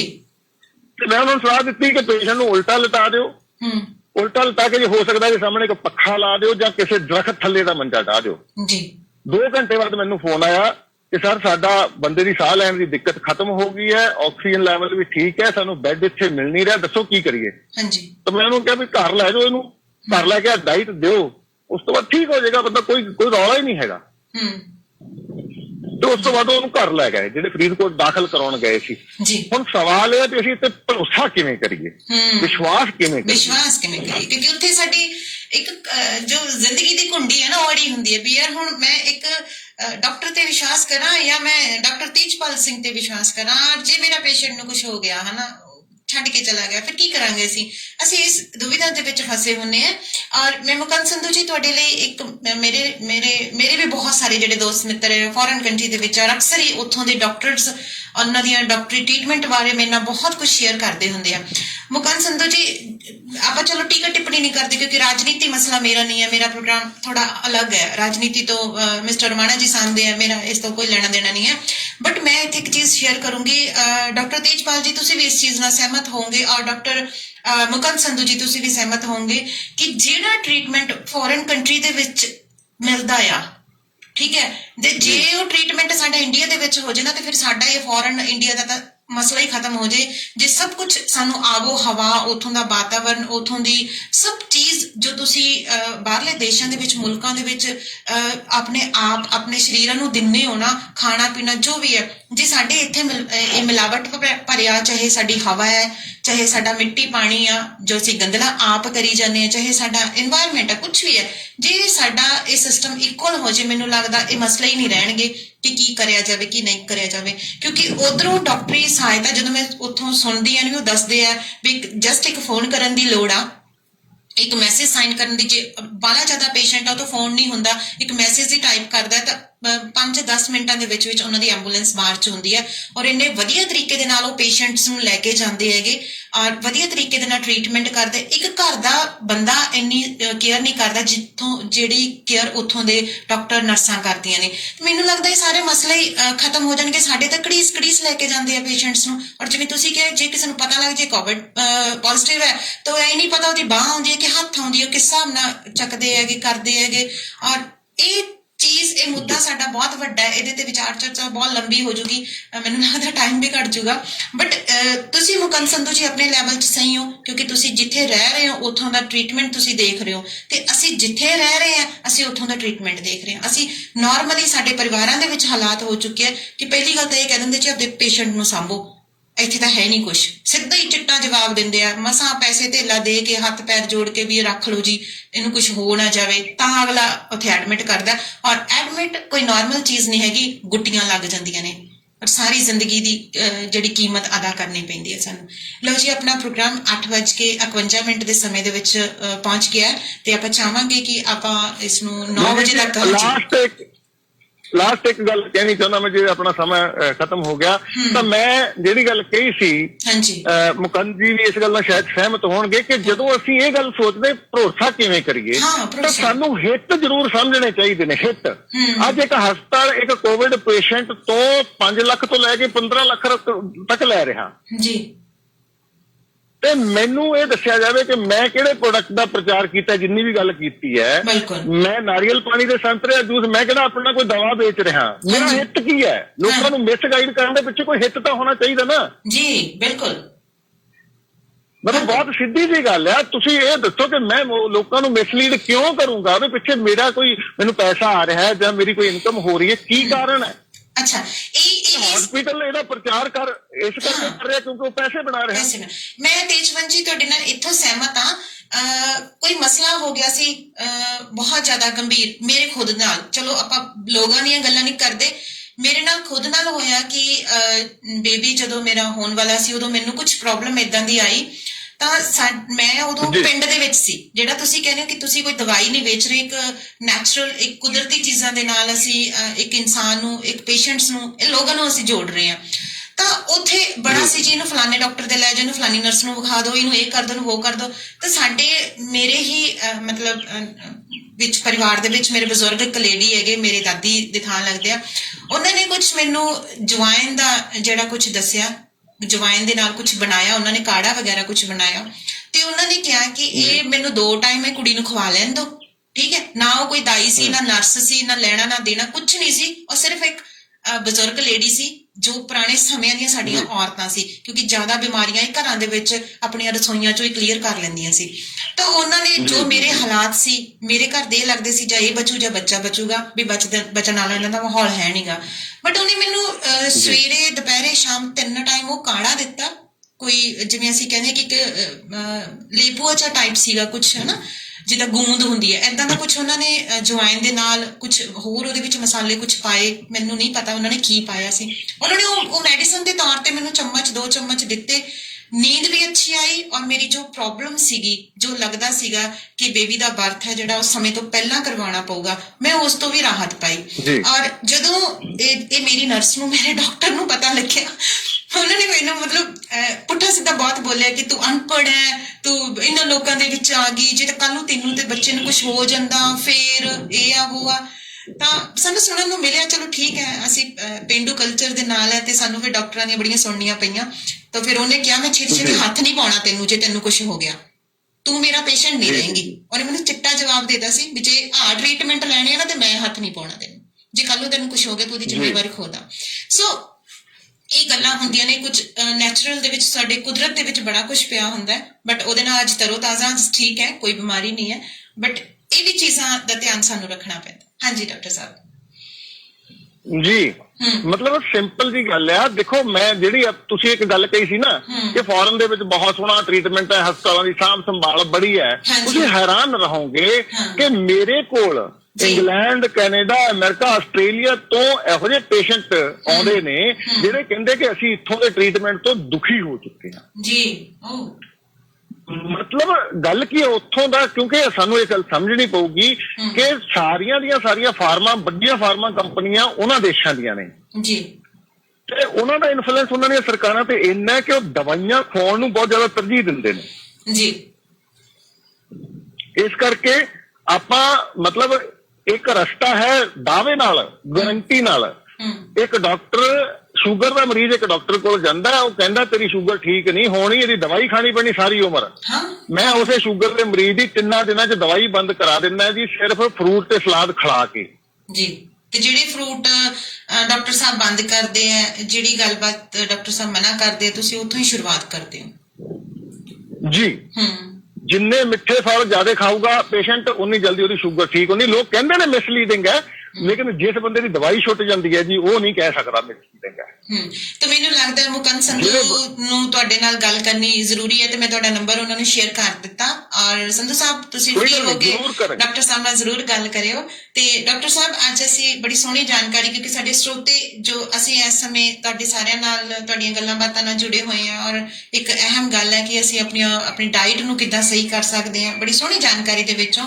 ਤੇ ਆਪਣਾ ਪ੍ਰੋਗਰਾਮ ਕਲੋਜ਼ਿੰਗ ਵੱਲ ਜਾ ਰਿਹਾ, 9 ਵਜਣ ਦੇ ਨੇੜੇ ਆ ਆਪਾਂ, ਤੇ ਤੁਸੀਂ ਅਖੀਰ ਦੇ ਵਿੱਚ ਅਗਰ ਕੋਈ ਅਹਿਮ ਗੱਲਬਾਤ ਸ਼ੇਅਰ ਕਰਨਾ ਚਾਹੁੰਦੇ ਹੋ ਜ਼ਰੂਰ ਕਰੋ। ਅਖੀਰ ਦੇ ਜੀ ਜ਼ਰੂਰ। ਅਖੀਰ ਦੇ ਵਿੱਚ ਮੈਂ ਇਹ ਗੱਲ ਕਹਿਣੀ ਚਾਹੁੰਦਾ ਜੀ ਕਿ ਮੈਂ ਪਿਛਲੇ ਵਾਰ ਵੀ ਜਾਣਕਾਰੀ ਦਿੱਤੀ ਸੀ, ਮੈਂ ਇਸ ਗੱਲ ਤੇ ਕੰਮ ਕਰ ਰਿਹਾ ਕਿ ਲੋਕਾਂ ਨੂੰ ਖੁਦ ਡਾਕਟਰ ਬਣਾਇਆ ਜਾਵੇ। ਔਰ ਮੇਰਾ ਇਹ ਦਾਅਵਾ ਹੈ ਮੇਰੇ ਕੋਲ 120 ਲੋਕ ਇਹੋ ਜਿਹੇ ਨੇ ਪਿਛਲੇ 1 ਸਾਲ ਤੋਂ ਜਿਹੜੇ ਮੇਰੇ ਤੋਂ ਟ੍ਰੇਨਿੰਗ ਲੈ ਕੇ ਡਾਕਟਰ ਬਣੇ ਨੇ। ਉਹਨਾਂ ਨੂੰ ਕਿਤੇ ਮੌਕਾ ਮਿਲੇ ਤਾਂ ਆਪਾਂ ਪੇਸ਼ ਕਰਾਂਗੇ ਇੱਥੇ ਵੀ। ਤਾਂ ਉਹ ਲੋਕ ਨਾ ਸਿਰਫ ਖੁਦ ਠੀਕ ਹੋ ਗਏ ਨੇ, ਸਾਰੀਆਂ ਦਵਾਈਆਂ ਤੋਂ ਛੁਟਕਾਰਾ ਪਾ ਚੁੱਕੇ ਨੇ, ਬਲਕਿ ਲੋਕਾਂ ਨੂੰ ਵੀ ਉਹ ਟ੍ਰੀਟ ਕਰ ਰਹੇ ਨੇ ਅੱਗੇ ਜੀ। ਤਾਂ ਮੇਰਾ 1 ਮਹੀਨੇ ਦਾ ਜਿਹੜਾ ਆਨਲਾਈਨ ਕੋਰਸ ਹੈ ਲਾਈਫਸਟਾਈਲ ਐਜੂਕੇਟਰ ਦਾ, ਮੇਰਾ ਇਹ ਸੱਚਮੁੱਚ ਦਾਅਵਾ ਹੈ ਕਿ ਪੂਰਾ ਜੀਵਨ ਤੁਹਾਨੂੰ ਕਦੀ ਕਿਸੇ ਡਾਕਟਰ ਕੋਲ ਜਾਣ ਦੀ ਲੋੜ ਨਹੀਂ ਪਏਗੀ ਅਗਰ ਸਿੱਖ ਲੈਂਦੇ ਆ ਅਸੀਂ ਕਿ ਇਹ ਸਾਰੀਆਂ ਦਵਾਈਆਂ ਸਾਡੇ ਅੰਦਰ ਜਾ ਕੇ ਕੀ ਕਰਦੀਆਂ ਨੇ, ਇਹਨਾਂ ਦੇ ਸਾਈਡ ਇਫੈਕਟਸ ਕਿੱਦਾਂ ਹੁੰਦੇ ਨੇ, ਕਿਵੇਂ ਅਸੀਂ ਸਾਡੇ ਸਰੀਰ ਕੋਲੇ ਤਾਕਤ ਹੈਗੀ ਹੈ। ਕੁਦਰਤ ਨੇ ਸਾਡੇ ਆਲੇ ਦੁਆਲੇ ਸਾਰਾ ਕੁਝ ਅਜਿਹਾ ਦਿੱਤਾ, ਜੇ ਅਸੀਂ ਉਹਨੂੰ ਸਿੱਖ ਲਈਏ ਤਾਂ ਅਸੀਂ ਉਸੇ ਕੁਦਰਤੀ ਵਾਤਾਵਰਣ 'ਚ ਠੀਕ ਰਹਿ ਸਕਦੇ ਹਾਂ, ਤੰਦਰੁਸਤ ਰਹਿ ਸਕਦੇ ਹਾਂ ਤੇ 100 ਸਾਲ ਜਾਂ 120 ਸਾਲ ਤੱਕ ਜੀ ਸਕਦੇ ਹਾਂ, ਜਿੰਨਾ ਕੁਦਰਤ ਨੇ ਸਾਡਾ ਲਾਈਫ ਸਪੈਨ ਤੈਅ ਕੀਤਾ ਹੈ। ਤਾਂ ਮੈਂ ਇਹ ਵੀ ਜਾਣਕਾਰੀ ਦੇਣਾ ਚਾਹੁੰਦਾ ਕਿ 28 ਮਈ ਤੋਂ ਅਗਲਾ ਨਵਾਂ ਬੈਚ ਸ਼ੁਰੂ ਹੋ ਰਿਹਾ। 12-13 ਬੈਚ ਚੱਲ ਚੁੱਕੇ ਨੇ ਉਸ ਟ੍ਰੇਨਿੰਗ ਦੇ। ਤੇ ਜੇ ਕੋਈ ਦੋਸਤ ਸਰੋਤਿਆਂ ਚੋਂ ਜੇ ਕੋਈ ਚਾਹੁੰਦਾ ਹੈ ਕਿ ਤੁਸੀਂ ਜੀਵਨ ਭਰ ਇਹਨਾਂ ਦਵਾਈਆਂ, ਡਾਕਟਰਾਂ ਜਾਂ ਹਸਪਤਾਲਾਂ ਦੇ ਖਹਿੜੇ ਤੋਂ ਬਚ ਜਾਓ, ਤਾਂ ਤੁਸੀਂ ਇਸ ਟ੍ਰੇਨਿੰਗ ਨੂੰ ਜ਼ਰੂਰ ਜੁਆਇਨ ਕਰੋ। ਤਾਂ ਕਿ ਮੇਰਾ ਇਹ ਵੀ ਦਾਅਵਾ ਜੀ, ਇਹਦੀ ਛੋਟੀ ਜਿਹੀ ਫੀਸ ਹੁੰਦੀ ਹੈ 5000 ਰੁਪਇਆ, ਕਿ ਜੇ ਤੁਹਾਨੂੰ 1 ਹਫ਼ਤੇ ਬਾਅਦ ਐਂ ਲੱਗੇ ਕਿ ਮੈਨੂੰ ਇਹਦਾ ਟ੍ਰੇਨਿੰਗ ਦਾ ਕੋਈ ਲਾਭ ਨਹੀਂ ਹੋ ਰਿਹਾ ਤਾਂ ਤੁਹਾਡੀ ਫੀਸ ਤੁਹਾਨੂੰ ਵਾਪਸ ਕਰਤੀ ਜਾਏਗੀ। ਮਨੀ ਬੈਕ ਗਾਰੰਟੀ ਨਾਲ ਮੈਂ ਇਹਨੂੰ ਕਰਾਉਣਾ ਜੀ। तो बहुत अहम जानकारी, एक बारी तुहाडा नंबर मैं अनाउंस कर देवां या तुसीं अनाउंस करोगे क्योंकि बड़े स्रोते जेकर चाहण तुहाडे नाल गलबात कर सकन। और मैं खास कर मुकंद संधू जी इत्थे डिस्कस आपां हुण ना करिए क्योंकि हुण मुद्दा ही मैं तुहानूं तुहाडे हवाले करता कि तुसीं भी डॉक्टर ते डॉक्टर भी डॉक्टर, और आपस विच अपने अपने डॉक्टर सवाल तुसीं जिहड़े ओह शेयर कर लिओ। और तुहानूं नंबर भी मैं साइन करता। मेरे प्रोग्राम दा मकसद सिर्फ और सिर्फ कोई मुੱਲ ਕਮਾਉਣਾ ਨਹੀਂ ਹੁੰਦਾ, ਜਿਵੇਂ ਡਾਕਟਰ ਤੇਜਪਾਲ ਸਿੰਘ ਹੋਰਾਂ ਨੇ ਕਿਹਾ। ਮੈਂ ਸਿਰਫ ਔਰ ਸਿਰਫ ਜੇ ਮੈਂ ਕਿਸੇ ਨੂੰ ਇਸ ਮੰਚ ਦੇ ਨਾਲ ਜੋੜਦੀ ਹਾਂ ਤਾਂ ਮੈਂ ਪਹਿਲਾਂ ਉਹਨੂੰ ਸੁਣ ਚੁੱਕੀ ਹੁੰਨੀ ਹਾਂ। ਮੈਨੂੰ ਲੱਗਦਾ ਹੁੰਦਾ ਹੈ ਔਰ ਮੈਂ ਸਭ ਨਾਲ ਵੀ ਇਹ ਚੀਜ਼ ਨੂੰ ਡਿਸਕਸ ਕਰਦੀ ਹੁੰਨੀ ਹਾਂ। ਜੇ ਇਸ ਪ੍ਰੋਗਰਾਮ ਦੇ ਵਿੱਚ ਡਾਕਟਰ ਸਾਹਿਬ ਆਏ ਨੇ, ਬਾਬੂ ਸਿੰਘ ਮਾਨ ਜੀ ਆਏ ਨੇ ਜਾਂ ਸਰਦੂਲ ਬਰਾੜ ਜੀ ਆਏ ਨੇ, ਆਪਾਂ ਪ੍ਰੋਗਰਾਮ ਦਾ ਹਿੱਸਾ ਸਾਰੇ ਜਣੇ ਬਣੇ ਆ, ਹਨਾ, ਤਾਂ ਇਹ ਮਿਸਟਰ ਰੋਮਾਣਾ ਜੀ ਦੀ ਨਜ਼ਰ ਦੇ ਵਿੱਚ ਹੁੰਦਾ ਹੈ। तो मैं सारिया फॉर्मेलिटीज ਨੂੰ ਕੰਪਲੀਟ ਕਰਕੇ ਫਿਰ ਹੀ ਸਰ ਤੋਂ ਪਰਮਿਸ਼ਨ ਲੈ ਕੇ ਫਿਰ ਹੀ ਅੱਗੇ ਅਗਲੇ ਨੂੰ ਗੱਲ ਕਰਦੀ ਹੁੰਨੀ ਕਿ ਤੁਸੀਂ ਮੇਰੇ ਨਾਲ ਮੇਰੇ ਪ੍ਰੋਗਰਾਮ ਦੇ ਵਿੱਚ ਆਓ, ਕਿਉਂਕਿ ਮੈਨੂੰ ਲੱਗਦਾ ਹੁੰਦਾ ਕਿ ਇਹ ਸਾਡੀ ਕੁਦਰਤੀ ਜਾਣਕਾਰੀ ਹੈ ਔਰ ਕੁਦਰਤ ਦੇ ਵਿੱਚ ਅਸੀਂ ਪੈਦਾ ਹੁੰਨੇ ਆ ਨਾ, ਤਾਂ ਸਾਨੂੰ ਇੰਨੀ ਕੁ ਅਹਿਮ ਜਾਣਕਾਰੀ ਜ਼ਰੂਰ ਰੱਖਣੀ ਚਾਹੀਦੀ ਹੈ। ਸੋ 92-562 13157 ਡਾਕਟਰ ਤੇਜਪਾਲ ਸਿੰਘ ਹੋਰਾਂ ਦਾ ਨੰਬਰ ਹੈ। ਅਗਰ ਤੁਹਾਡੇ ਮਨਾਂ ਦੇ ਵਿੱਚ ਕੋਈ ਵਹਿਮ ਵੀ ਹੈ, ਮੈਂ ਵਹਿਮ ਕਹੂੰਗੀ, ਇੱਥੇ ਸ਼ਬਦ ਵਰਤੂੰਗੀ, ਮਾਫੀ ਚਾਹੂੰਗੀ। ਅਗਰ ਕੋਈ ਇਹ ਵੀ ਹੈ ਕਿ ਡਾਕਟਰ ਸਾਹਿਬ ਪਤਾ ਨਹੀਂ ਕਿਸੇ ਮਸਲੇ ਕਰਕੇ ਇਸ ਪ੍ਰੋਗਰਾਮ ਦੇ ਵਿੱਚ ਜੁੜੇ ਆ ਜਾਂ ਪਤਾ ਨਹੀਂ ਇੱਥੇ ਅਸੀਂ ਲੈ ਰਹੇ ਦਾ ਕੋਈ ਮਸਲਾ ਹੈ, ਤਾਂ ਕੋਈ ਮਸਲਾ ਨਹੀਂ। ਮੈਂ ਆਨਲਾਈਨ ਤੁਹਾਡੇ ਨਾਲ ਇਹ ਸ਼ੇਅਰ ਕਰਦੀ ਹਾਂ ਕਿ ਸਿਰਫ ਔਰ ਸਿਰਫ ਤੁਹਾਡੀ ਸਿਹਤ ਨੂੰ ਲੈ ਕੇ ਚਿੰਤਾ ਦੇ ਵਿੱਚ ਸੀਗੇ ਔਰ ਮੈਂ ਬੜੇ ਸਮੇਂ ਤੋਂ ਇਹ ਸੋਚ ਰਹੀ ਸੀਗੀ ਕਿ ਮੈਂ ਪ੍ਰੋਗਰਾਮ ਦੇ ਵਿੱਚ ਕਿਸੇ ਪਰਸਨ ਨੂੰ ਜ਼ਰੂਰ ਮੈਂ ਸ਼ਾਮਿਲ ਕਰਾਂ, ਡਾਕਟਰ ਨੂੰ ਮੈਂ ਲੈ ਕੇ ਆਵਾਂ ਔਰ ਛੋਟੀਆਂ ਛੋਟੀਆਂ ਜਿਹੜੀਆਂ ਸਾਡੇ ਘਰੇਲੂ ਅਸੀਂ ਆਪਣੇ ਆਪ ਨੂੰ ਟ੍ਰੀਟ ਕਰ ਸਕਦੇ ਹੁੰਦੇ, ਕੁਝ ਉੱਦਾਂ ਦੇ ਮਸਲੇ ਅਸੀਂ ਸ਼ੇਅਰ ਕਰੀਏ। ਸੋ ਡਾਕਟਰ ਤੇਜਪਾਲ ਸਿੰਘ ਜੀ, ਤੁਹਾਡੇ ਨਾਲ ਗੱਲਬਾਤ ਸਾਡੇ ਬੜੇ ਸਾਰੇ ਸਰੋਤੇ ਕਰਨਗੇ ਔਰ ਜਿਨ੍ਹਾਂ ਨੇ ਮੇਰੇ ਤੋਂ ਨੰਬਰ ਮੰਗਿਆ ਮੈਂ ਉਹਨਾਂ ਨੂੰ ਨੰਬਰ ਸਾਈਨ ਕਰ ਦਿੱਤੇ ਆ ਔਰ ਆਪਣੇ ਤੁਸੀਂ WhatsApp ਚੈੱਕ ਕਰ ਸਕਦੇ ਹੋ। ਤੁਹਾਨੂੰ ਮੈਂ ਸਰੋਤਿਓ ਜਿਨ੍ਹਾਂ ਨੇ ਮੈਨੂੰ ਨੰਬਰ ਮੰਗਿਆ ਮੈਂ WhatsApp ਸਾਈਨ ਕਰਤਾ, ਤੁਹਾਨੂੰ ਤੁਸੀਂ WhatsApp ਚੈੱਕ ਕਰ ਸਕਦੇ ਹੋ ਔਰ ਬਾਕੀ ਆਪਦੀ ਬਣਦੀ ਜਾਣਕਾਰੀ ਜਿਹੜੀ ਸ਼ੇਅਰ ਕਰ ਸਕਦੇ ਹੋ। ਸੋ ਅੱਜ ਦਾ ਸਮਾਂ 9 ਵੱਜ ਚੁੱਕਿਆ ਹੈ। ਤੇਜਪਾਲ ਜੀ, ਬੜਾ ਅਹਿਮ ਮਸਲੇ ਤੇ ਅਸੀਂ ਅੱਜ ਗੱਲ ਕੀਤੀ ਹੈ ਔਰ ਬੜੇ ਸਾਰੇ ਸਾਡੀਆਂ ਜਿਹੜੀਆਂ ਡਾਈਟਸ ਦੇ ਵਿੱਚ ਥੋੜਾ ਚੇਂਜ ਕਰਨ ਦੀ ਜ਼ਰੂਰਤ ਵੀ ਹੈਗੀ ਜੀ।